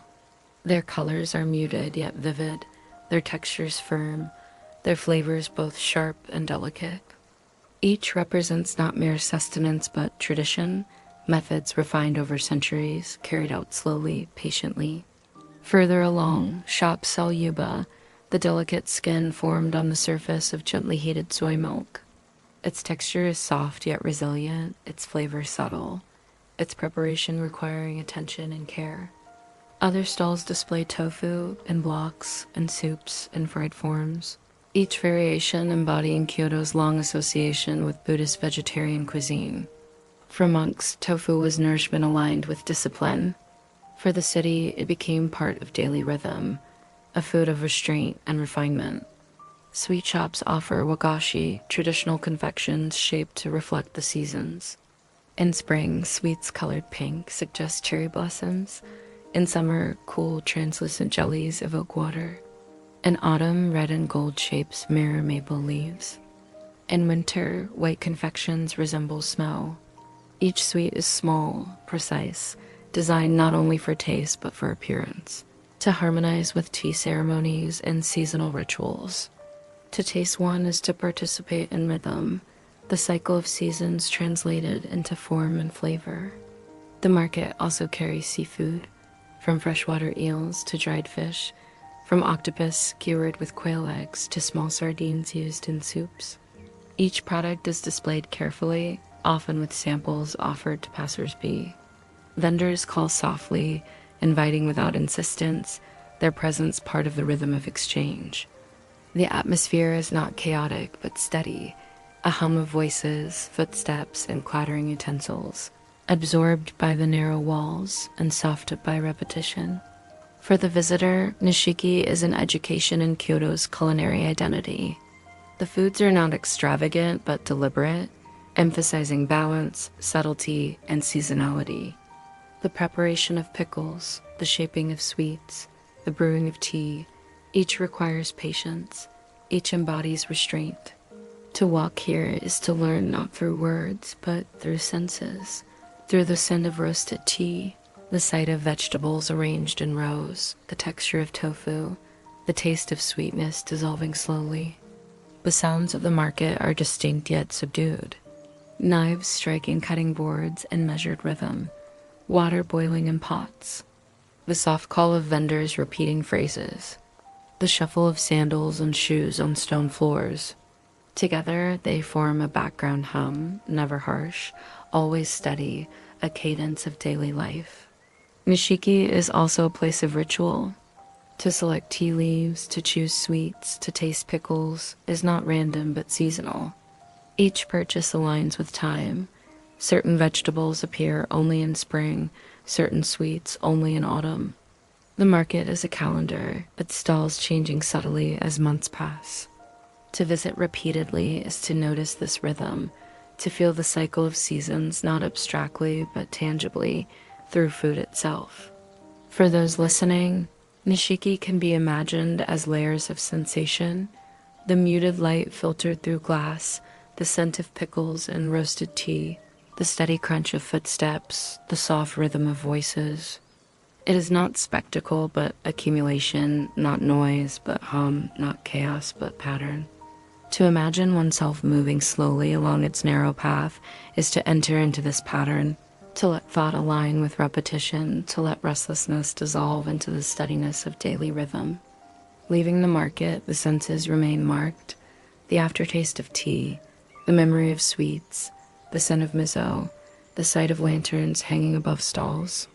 The experience is not concluded but carried outward, lingering into the city beyond, a rhythm of flavor and texture that extends into silence. If Nishiki Market reflects the abundance of Kyoto's culinary culture, the tea ceremony reflects its distillation into pure ritual. Known as Chanoyu, the practice is not about the simple act of drinking tea, but about the creation of a space, a time and a rhythm where attention, respect, and silence converge. Nowhere is this more present than in Kyoto, where the tea ceremony has flourished for centuries, refined into one of the city's most enduring traditions. The origins of Shanoyu lie in Zen monasteries, where tea was prepared to aid meditation, to clear the mind, and to sustain wakefulness. By the 16th century, under the influence of Sen no Rikyu, the ceremony evolved into an art form, emphasizing simplicity, humility, and the aesthetic of wabi-sabi.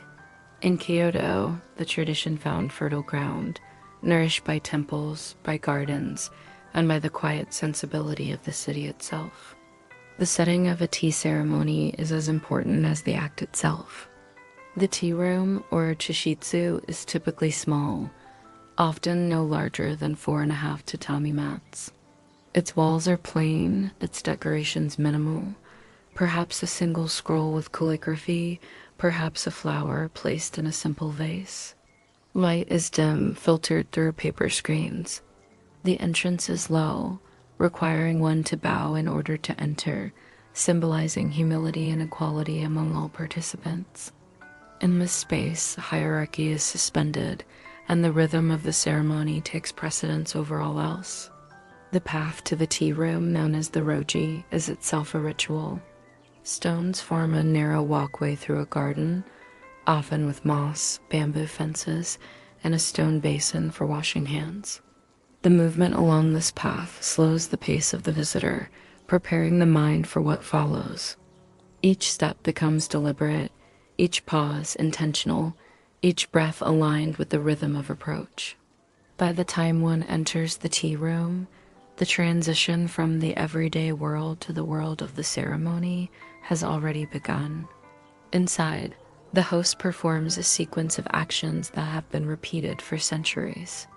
Water is ladled, utensils are cleansed, tea powder is measured, hot water is poured. Each movement is precise, each gesture deliberate, executed with a slowness that extends time.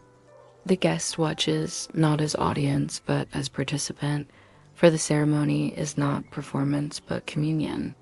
Silence fills the intervals between gestures, silence that is not absence but presence, a shared awareness of the unfolding moment.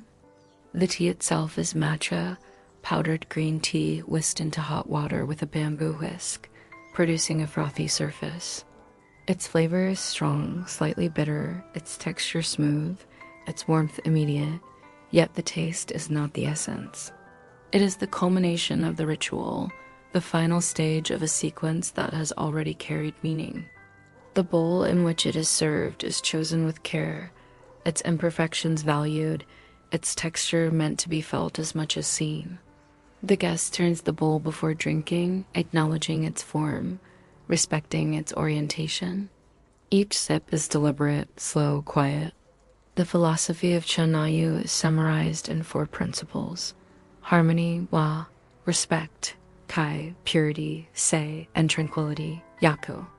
Harmony is found in the balance of objects, gestures, and setting. Respect is shown in the handling of utensils and the bowing of host and guest. Purity is enacted in the cleansing of tools, and the washing of hands, and the simplicity of space. Tranquility emerges not at the beginning, but at the end, as the cumulative effect of the ritual, as the mind settles into calm. For the traveler, experiencing a tea ceremony in Kyoto is less about learning steps than about entering rhythm. The gestures are slow, the sounds minimal.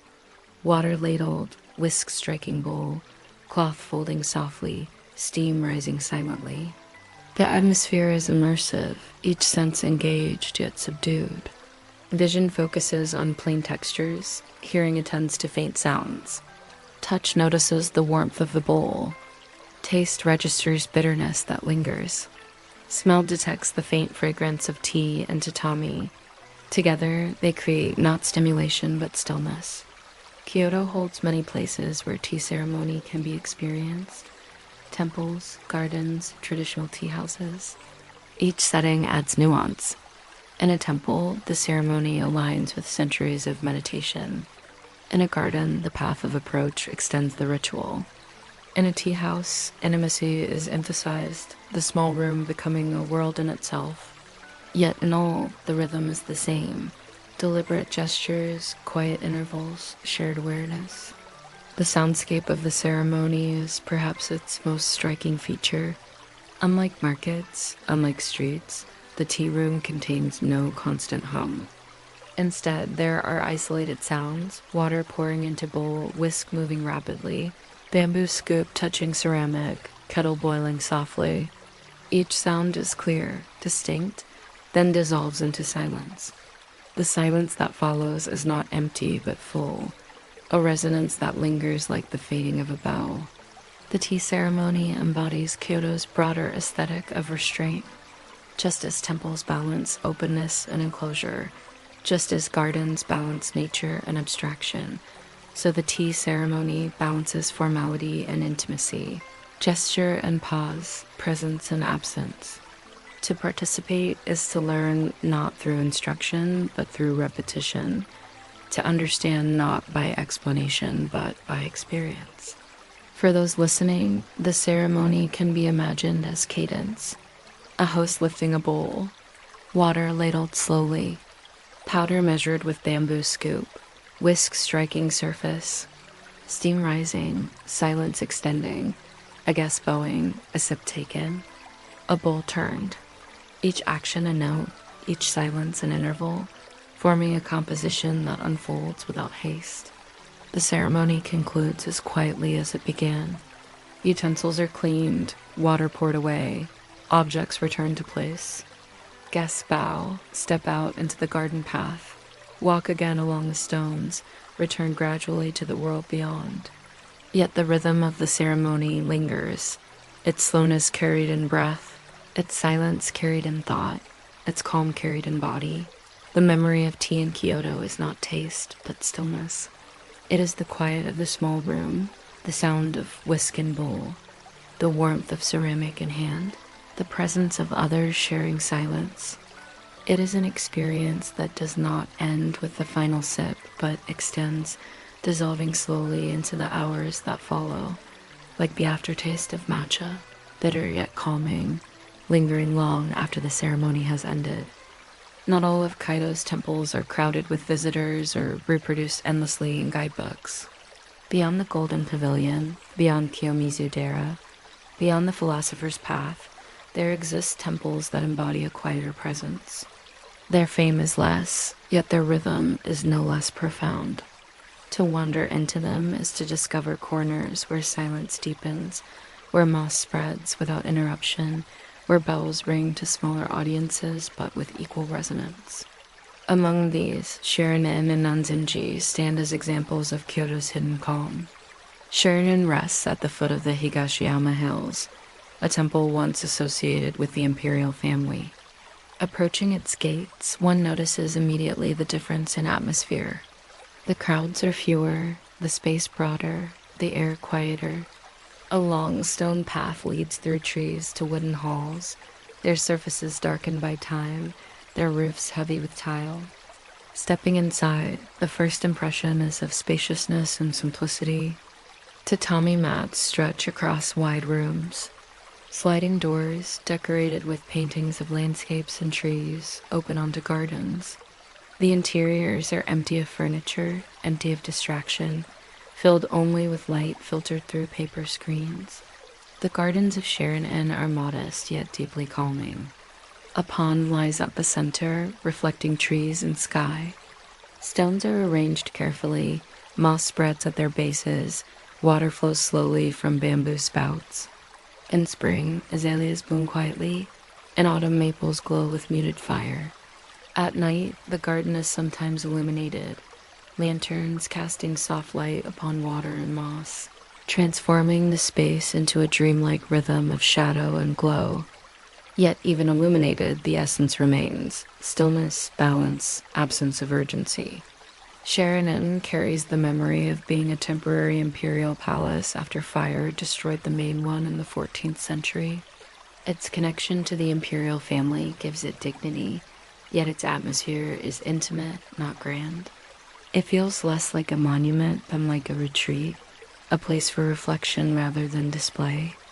To sit on the veranda, to watch the garden, to hear the faint drip of water, is to feel how history can dissolve into silence, how centuries of ritual can become a single present moment.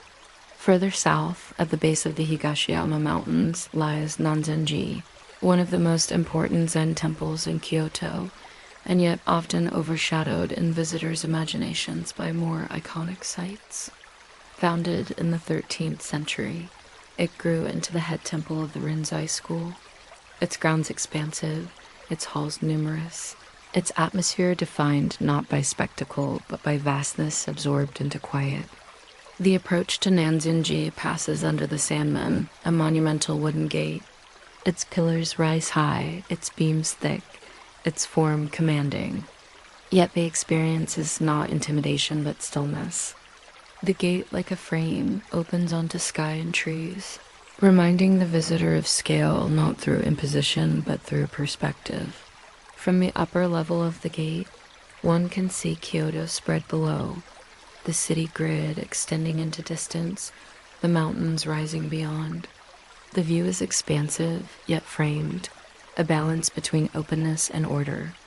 The main hall, the Hoyo, contains sliding screens painted by artists of the Kana school, their surfaces depicting tigers, landscapes, and water. The paintings are bold yet softened by time, their colors muted into shades that harmonize with wood and tatami. Beyond the hall lies the garden, another dry landscape, where rocks and gravel are arranged into forms suggesting water and islands. The raked lines, the asymmetrical stones, the empty spaces, all combine to invite stillness, to slow perception, to release thought into rhythm. Perhaps the most unusual feature of Nanzen-ji is the aqueduct that cuts through its grounds. Built in the 19th century as part of the Lake Biwa Canal, its brick arches rise unexpectedly among wooden halls and pine trees. At first glance, the structure seems foreign, a fragment of Western engineering placed within Zen space. Yet over time, it has been absorbed into the rhythm of the temple. Water flows silently above, arches frame paths below, moss grows on bricks. The juxtaposition becomes harmony, another example of Kyo's ability to layer times and forms without rupture.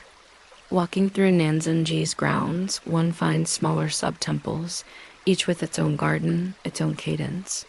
Some are open, some quiet and nearly empty. Each adds variation within repetition, a different way of arranging gravel, stones, moss, and trees. To wander among them is to participate in a rhythm of difference that remains bound by the same principles: balance, silence, restraint.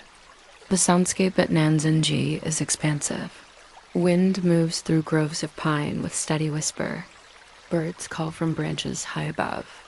The aqueduct adds the faint murmur of water, hidden but present. Footsteps on gravel crunch in measured rhythm, punctuated by long silences.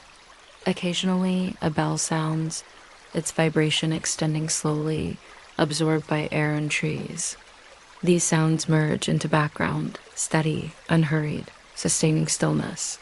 Temples like Shiranen and Nanzen-ji are reminders that Kyoto's essence does not reside only in its most famous sites. The city's calm is found equally in places less visited, in corners where absence of crowds allows silence to deepen. These spaces do not dazzle but sustain, do not overwhelm but ease. To enter them is to realize that Kyoto's rhythm is not located in spectacle but in repetition, not in brilliance, but in stillness. For those listening, these temples can be imagined as sequences of sound and space. Footsteps on tatami, water dripping into pond, wind moving through pine, silence extending across halls. The rhythm is slow, the variation subtle, the calm continuous. Leaving these temples, one carries not dramatic images, but impressions of texture and tone. Moss under trees, light filtered through paper, gravel raked into lines, wood darkened by time. They linger quietly, dissolving into memory, preparing the traveler for Kyoto's next rhythm, the cycle of seasons, where the city itself transforms continuously, yet always remains the same. Kyoto is not one city but four, or perhaps more, for its character shifts with the seasons in ways both subtle and profound.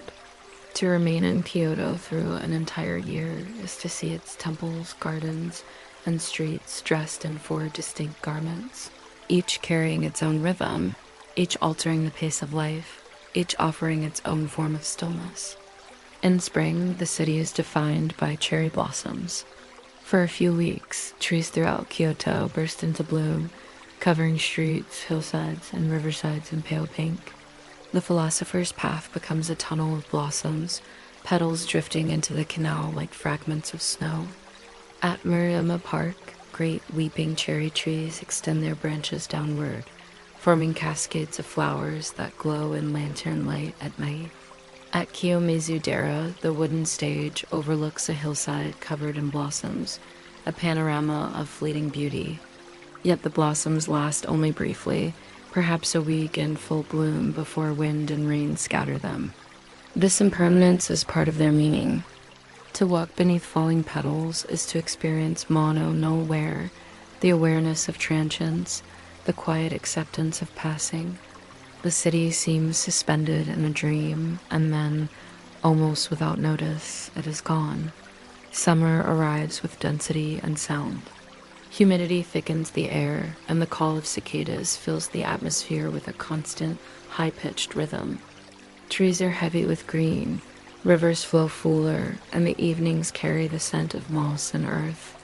In July, the Gion Matsuri unfolds, Kyoto's most famous festival, where massive wooden floats, decorated with tapestries, are pulled through the streets. Yet even the festival moves with deliberate slowness, the wheels turning heavily, the crowds moving steadily, the procession stretching for hours. Summer nights in Kyoto are warm, lanterns glowing against dark, the air heavy but softened by sound. The season is intense, yet its rhythm is long and unbroken, a sustained drone like the call of cicadas itself. Autumn transforms Kyoto into fire. The maples turn crimson and gold, spreading across temple gardens, along riversides, up into the Higashiyama and Arashiyama hills. At Tofuku-ji, bridges cross valleys of flame-colored leaves, each step revealing new patterns of red and orange. At Aiken-do, lanterns illuminate autumn foliage reflected in palms, creating a scene of mirrored brilliance. Yet even in brightness, the rhythm is slow. Leaves change gradually, one tree after another, their colors deepening over weeks. As they fall, they cover temple paths in carpets of red, softening footsteps, creating soundless ground. Autumn is brilliant, but its brilliance fades slowly, dissolving into quiet. Winter reduces Kyoto to essentials. Snow falls lightly, covering rooftops, temples, and gardens in white. The golden pavilion, shining above a pond, is reflected against snow. The silver pavilion, subdued, is soft further by white blankets on roof and sand. Ryōan-ji's stones emerge stark against snow-covered gravel, their silence deeper than in any other season. Streets grow quiet, footsteps muffled. The air is cold, crisp, carrying sound farther yet softening its edges. Winter in Kyoto is not barren but distilled, a time when absence reveals form, when stillness becomes visible. Each season alters the soundscape as much as the sight. In spring, the sound is of puddles brushing water, of crowds murmuring under trees, of rain falling gently. In summer, it is the drone of cicadas, the hum of fans, the murmur of rivers. In autumn, it is the rustle of dry leaves underfoot, the soft crackle of lantern fires, the silence of air before frost. In winter, it is snow falling without sound, the creak of wood in cold, the resonance of bells at New Year, their tones deep and lingering. The cycle of seasons is marked by rituals.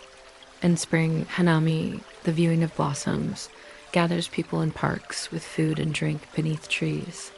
In summer, festivals and fireworks fill the evenings with sound and light, though slowly, with pauses between bursts. In autumn, moon-viewing gatherings honor the harvest, lanterns placed to frame reflections. In winter, New Year's rituals bring visitors to shrines at midnight, where bells ring 108 times to purify the year's attachments. Each ritual extends the rhythm of seasonality, embedding the passage of time into daily life. Kyoto's temples and gardens are designed with this cycle in mind. Cherry trees planted for spring, maples for autumn, evergreens for winter, ponds reflecting all. The architecture frames views that change with season, sliding screens open to reveal blossoms, verandas positioned to overlook maples, windows aligning with snow-covered gardens. The city is not static, but choreographed to the year, its beauty unfolding in sequence, its rhythm aligned with time itself.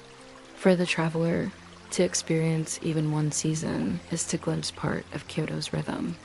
To imagine all four is to understand its continuity. The city is not fixed but moving, not singular but cyclical, not defined by one image but by transformation. Spring drifts into summer, summer deepens into autumn, autumn dissolves into winter, winter gives way to spring. The cycle continues, steady, unbroken, eternal in repetition. For those listening, Kyoto's seasons can be imagined not as images but as cadences. Spring as the sound of petals falling, summer as the drone of cicadas, autumn as the rustle of leaves, winter as the silence of snow.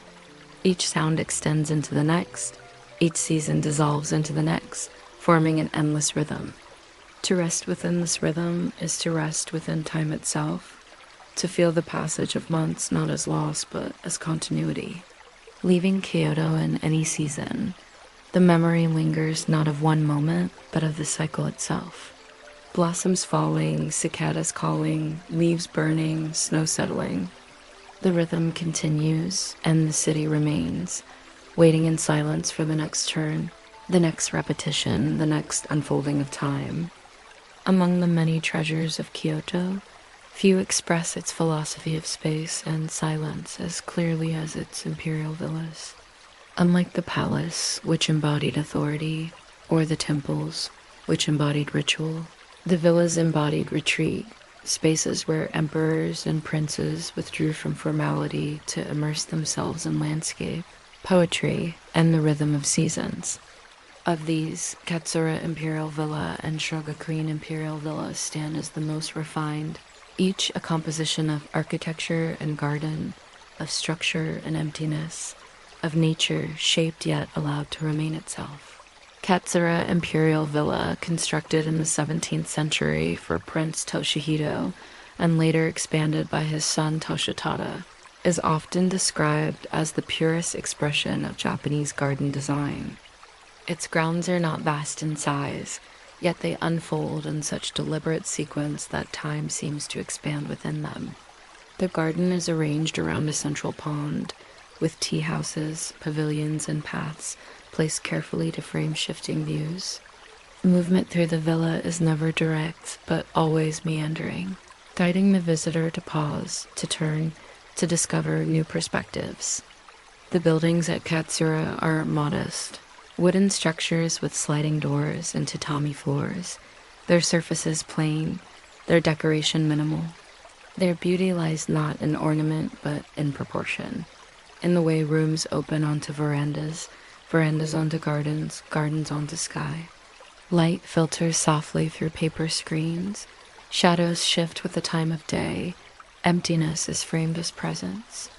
The architecture embodies wabi-sabi, a beauty of imperfection and impermanence, yet here refined into deliberate clarity. The garden itself is a choreography of sightlines. From one vantage, the pond reflects a pavilion. From another, an island interrupts the reflection. From another still, distant hills are framed as borrowed scenery. The path leads not in straight lines, but in curves, each turn revealing a new arrangement. Lanterns, stepping stones, bridges, and trees are placed with precision, yet they appear natural, as if grown into place. The art lies in making artifice dissolve into nature and shaping without imposing. Sound at Katsura is minimal yet pervasive. Water laps softly at the pond's edge. Wind moves through pines. Birds call intermittently. Footsteps on gravel crunch steadily. The rhythm is one of intervals where silence dominates and sound emerges gently, only to fade again. The effect is not of sensory fullness, but of sensory reduction, allowing awareness to rest on small variations. Shuga Queen Imperial Villa, constructed in the mid-17th century for Emperor Go-Mizunoo, lies further north on the lower slopes of Mount Hiei. Unlike Katsura, which centers on a single pond, Shuga Queen is composed of 3 separate villas, the lower, middle, and upper, each set within its own garden, connected by paths through fields and groves. The scale is larger, the landscape more expansive, the rhythm more extended. The upper villa is the most celebrated, its garden dominated by a large artificial pond designed to appear natural, with islands, bridges, and distant hills integrated into its composition. From the villa's pavilions, one can see Mount Hiei rising in the distance, its slopes burrowed into the garden as shake. The path around the pond guides the visitor through shifting views, each carefully framed yet never fixed. The experience is one of endless variation within continuity, of repetition without monotony. The architecture of Shuga Queen is similar to Katsura in its restraint. Wooden pavilions with sliding doors and tatami mats open directly onto verandas, blurring the boundary between interior and exterior. Rooms are empty, designed to be filled not with objects, but with awareness. Their openness frames the landscape, turning garden into extension of architecture, and architecture into extension of garden. The gardens of Shuga Queen emphasize the principle of Ma, the space between, the pause, the interval. Wide expanses of raked gravel led to ponds. Open fields separate clusters of trees. Long paths stretch between villas. These empty spaces are not voids but presences, giving rhythm to movement, allowing silence to deepen. To walk here is to feel the importance of what is not present, of what is suggested rather than shown. Seasonality plays a crucial role in both villas. At Katsura, cherry blossoms reflect in the pond in spring, maples glow in autumn, snow softens stepping stones in winter. At Shuga-Queen, rice fields surrounding the villas mark the agricultural cycle. Their green in summer, their golden harvest, their emptiness in winter, reminding visitors of time's passage. The villas are not isolated from nature, but embedded in its rhythms, designed to reveal its transformation slowly. For centuries, these villas were accessible only to the imperial family and select guests, often poets, scholars, or courtiers. Their purpose was not entertainment but retreat, not spectacle but reflection. Poetry was composed here, tea was prepared in quiet, conversations unfolded slowly, and silences were shared as meaning. Today, though open to visitors, they retain this aura. Tours are structured, movements guided, yet the atmosphere persists, calm, measured, timeless. The soundscape of Shuga Queen is broader than Katsura's. Wind sweeps across open fields. Water flows more audibly in streams. Insects call from grasses. Yet even here, silence dominates, broken only by intervals of sound. The vastness of the landscape expands awareness, slowing thought, extending time. For those listening, the villas can be imagined as sequences of pauses and views. A step along gravel, a pause at pond's edge, a turn along a path, a pavilion opening to sky, a silence shared across distance. Each element repeats, each repetition calms. The villas are not to be consumed quickly, but to be inhabited slowly, even in imagination. Leaving Katsura or Sugar Queen, one carries not dramatic memories but lingering impressions: water reflecting sky, wooden beams framing emptiness, moss spreading across stone, fields extending into distance. These impressions do not fade but remain, like the afterimage of light, guiding the traveler gently toward the next part of Kyoto's journey, where hospitality itself becomes part of rhythm in the quiet interiors of ryokan, the city's traditional inns.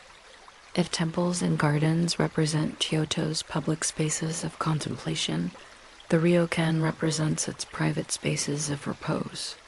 A ryokan is more than an inn. It is a form of accommodation shaped by centuries of tradition, designed not only to provide shelter, but to guide the guest into a rhythm of calm.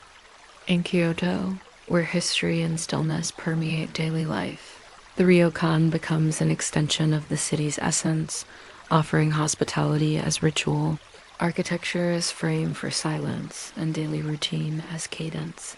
The experience begins at the entrance. A sliding wooden door opens onto a small threshold, where shoes are removed before stepping onto tatami. This act, repeated countless times across centuries, is more than custom, it is transition. The removal of shoes marks the boundary between outside and inside, between public and private, between movement and stillness. From this moment, the rhythm of stay shifts, slowing into measured steps across straw mats, soft and muted. The interior of a ryokan is simple yet deliberate. Floors are covered with tatami mats, their scent faint but distinct, their texture firm yet soft underfoot. Walls are plain, often paper screens framed by wood. Decoration is minimal, perhaps a single hanging scroll, perhaps a seasonal flower in a small vase, placed in the tokonoma, an alcove reserved for display. The emptiness is not absence but presence, a space open for awareness, uncluttered, unhurried. Rooms are multi-purpose, changing with time of day.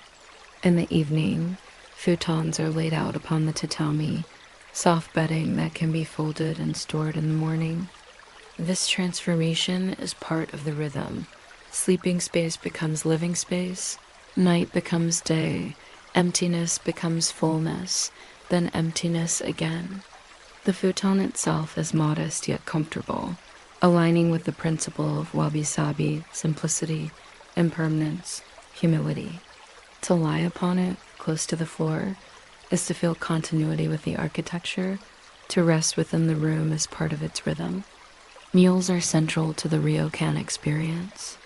Dinner, often a kaiseki meal, is served in the room or in a communal dining area. Kaiseki is not one dish, but many, each small, each deliberate, arranged with attention to seasonality and harmony. A sequence may include clear soup, sashimi, grilled fish, simmered vegetables, pickles, and rice, each presented on dishes chosen for their form and color. The meal unfolds slowly, course by course, not to overwhelm, but to extend. Eating becomes meditation, taste aligned with season, presentation aligned with space. Breakfast, too, follows rhythm: rice, miso soup, grilled fish, pickles, tea. The simplicity is deliberate, nourishing without excess, grounding the body for the day. Each dish is small, yet together they form completeness, balance, sufficiency. The meals are not only nourishment, but continuation of the ryokan's cadence, slow, measured, seasonal. Bathing is another essential ritual. Many ryokan include communal baths, sometimes fed by natural hot springs, known as onsen. To bathe in such a place is to enter a sequence as old as the inns themselves. One first washes carefully, cleansing body before entering the hot water. Then immersed, one rests, surrounded by steam, by the sound of water against stone, by silence punctuated only by faint echoes. The heat loosens the body, slows the breath, extends the mind into calm. In outdoor baths, open to sky and garden, the rhythm deepens, steam rising into air, wind moving across water, seasons reflected in trees surrounding the pool. The sounds within a ryokan are subdued. Tatami muffles footsteps. Paper screens soften voices. Water flows steadily in baths. Wooden beams creak faintly at night. Silence dominates, interrupted only by these quiet presences. For the restless traveler, this soundscape becomes part of the experience, a backdrop that steadies thought, that carries one into rest. Ryokan vary in size and setting. Some are small, family-run, with only a few rooms, their intimacy deep, their hospitality personal. Others are larger, offering gardens, baths, and dining halls. Yet even these maintain rhythm, preserving traditions of service and silence. In Kyoto, many ryokan are located near temples or along quiet streets, their entrances modest, their presence unannounced, as if hidden in plain sight. Hospitality in a ryokan, known as omotenashi, is unobtrusive yet attentive. The host anticipates needs before they are spoken, offers tea upon arrival, prepares bedding quietly after dinner, guides gently without insistence. The rhythm of service aligns with the rhythm of the inn itself, measured, restrained, respectful. There's no intrusion, no haste, only presence. To stay in a ryokan is to experience Kyoto not as tourist, but as participant in its cadence.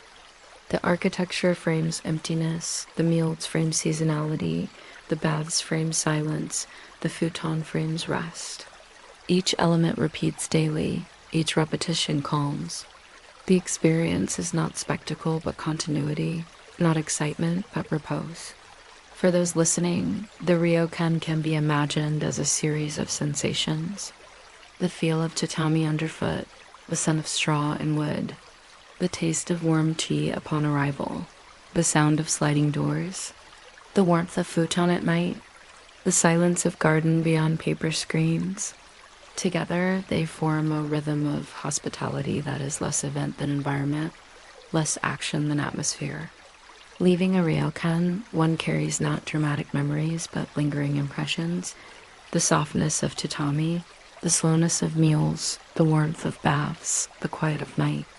These impressions remain, dissolving slowly into memory, aligning with the broader rhythm of Kyoto itself, a rhythm that is patient, deliberate, eternal in repetition.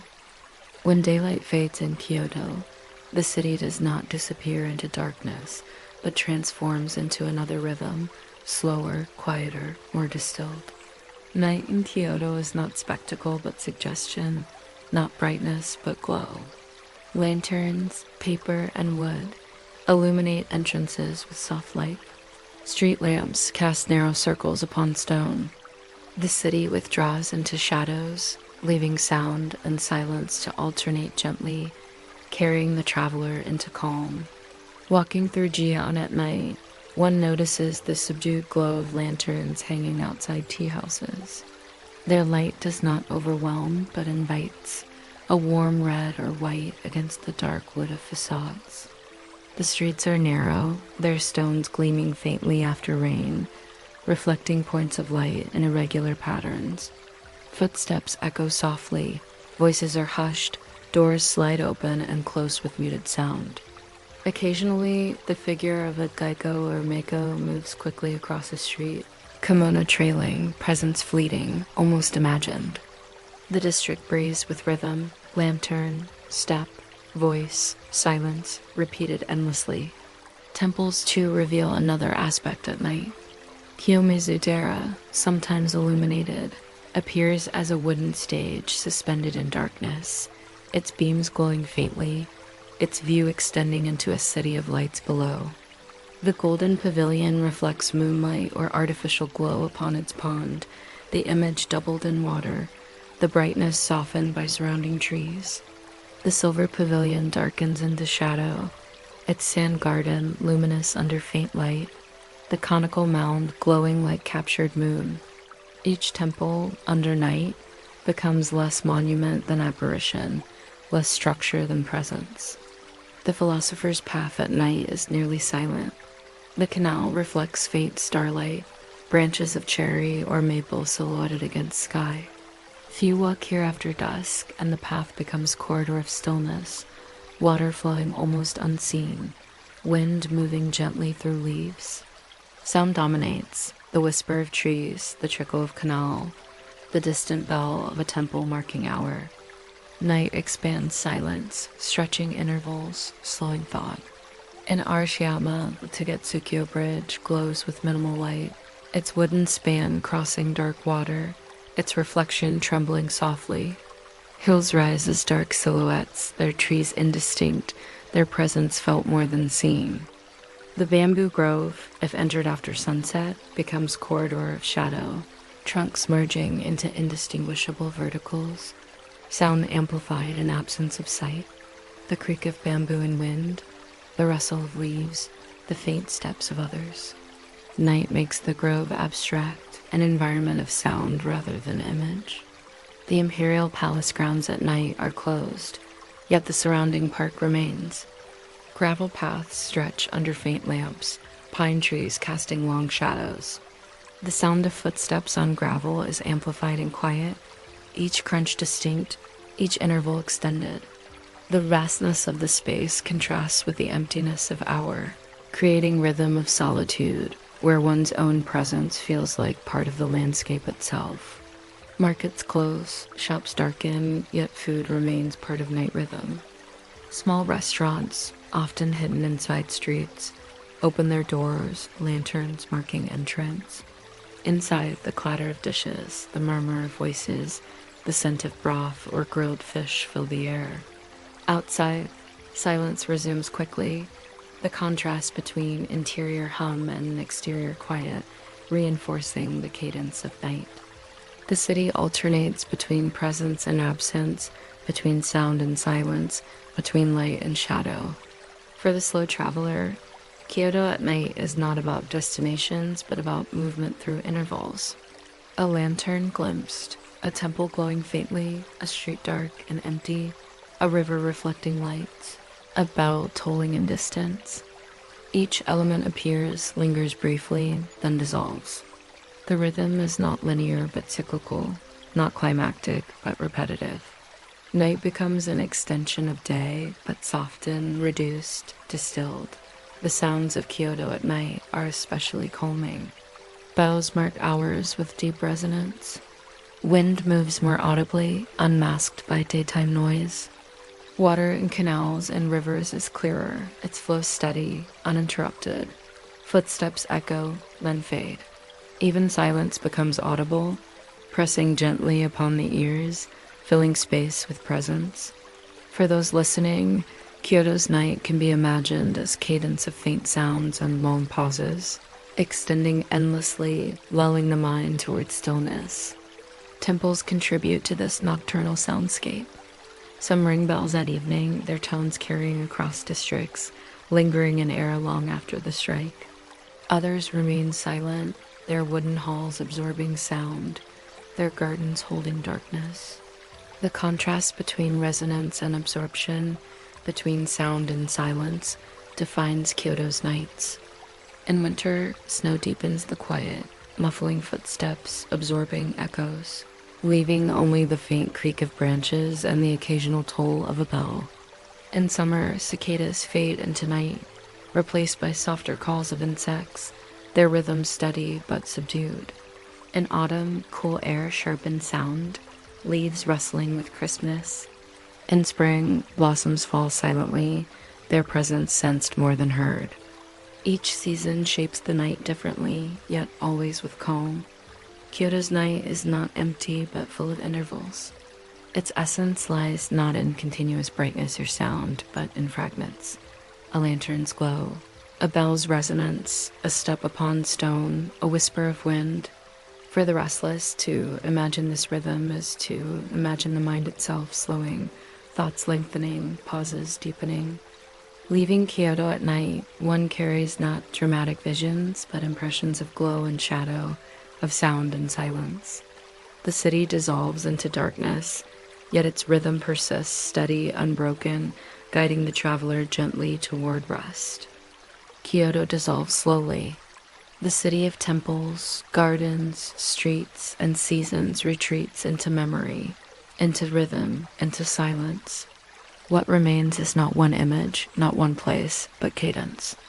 The sound of rain on wooden roofs, the echo of bells fading across hills, the flow of rivers moving endlessly, the whisper of bamboo, the rustle of leaves, the silence of snow, all merge into one continuity, steady, unbroken, soft. The journey began with light, with history, with movement through streets and stations, palaces and markets. Now it returns to stillness. Each step slows, each word shortens, each breath lengthens. The city recedes, but its rhythm remains, lingering in thought, extending into silence. Kyoto is not conclusion. Kyoto is repetition. The same bells ring, the same petals fall, the same snow settles, the same leaves burn, year after year, century after century. The city does not end but continues, quiet, eternal, cyclical. To remember Kyoto is to remember this rhythm, this endless return. Close the gates, the temple is silent, close the screens. The garden is still, close the eyes, the sound continues, bells. Then silence, wind, then stillness, water, then nothing. The city withdraws. The words withdraw. The breath withdraws. Kyoto remains, but softly. Faintly, barely, step by step, the cadence dissolves. Sound becomes pause. Pause becomes silence. Silence becomes sleep. Kyoto fades into dream. The dream fades into night. Night fades into rest. Nothing remains but rhythm. Nothing remains but stillness. Nothing remains but silence. Sleep. Sleep. Sleep.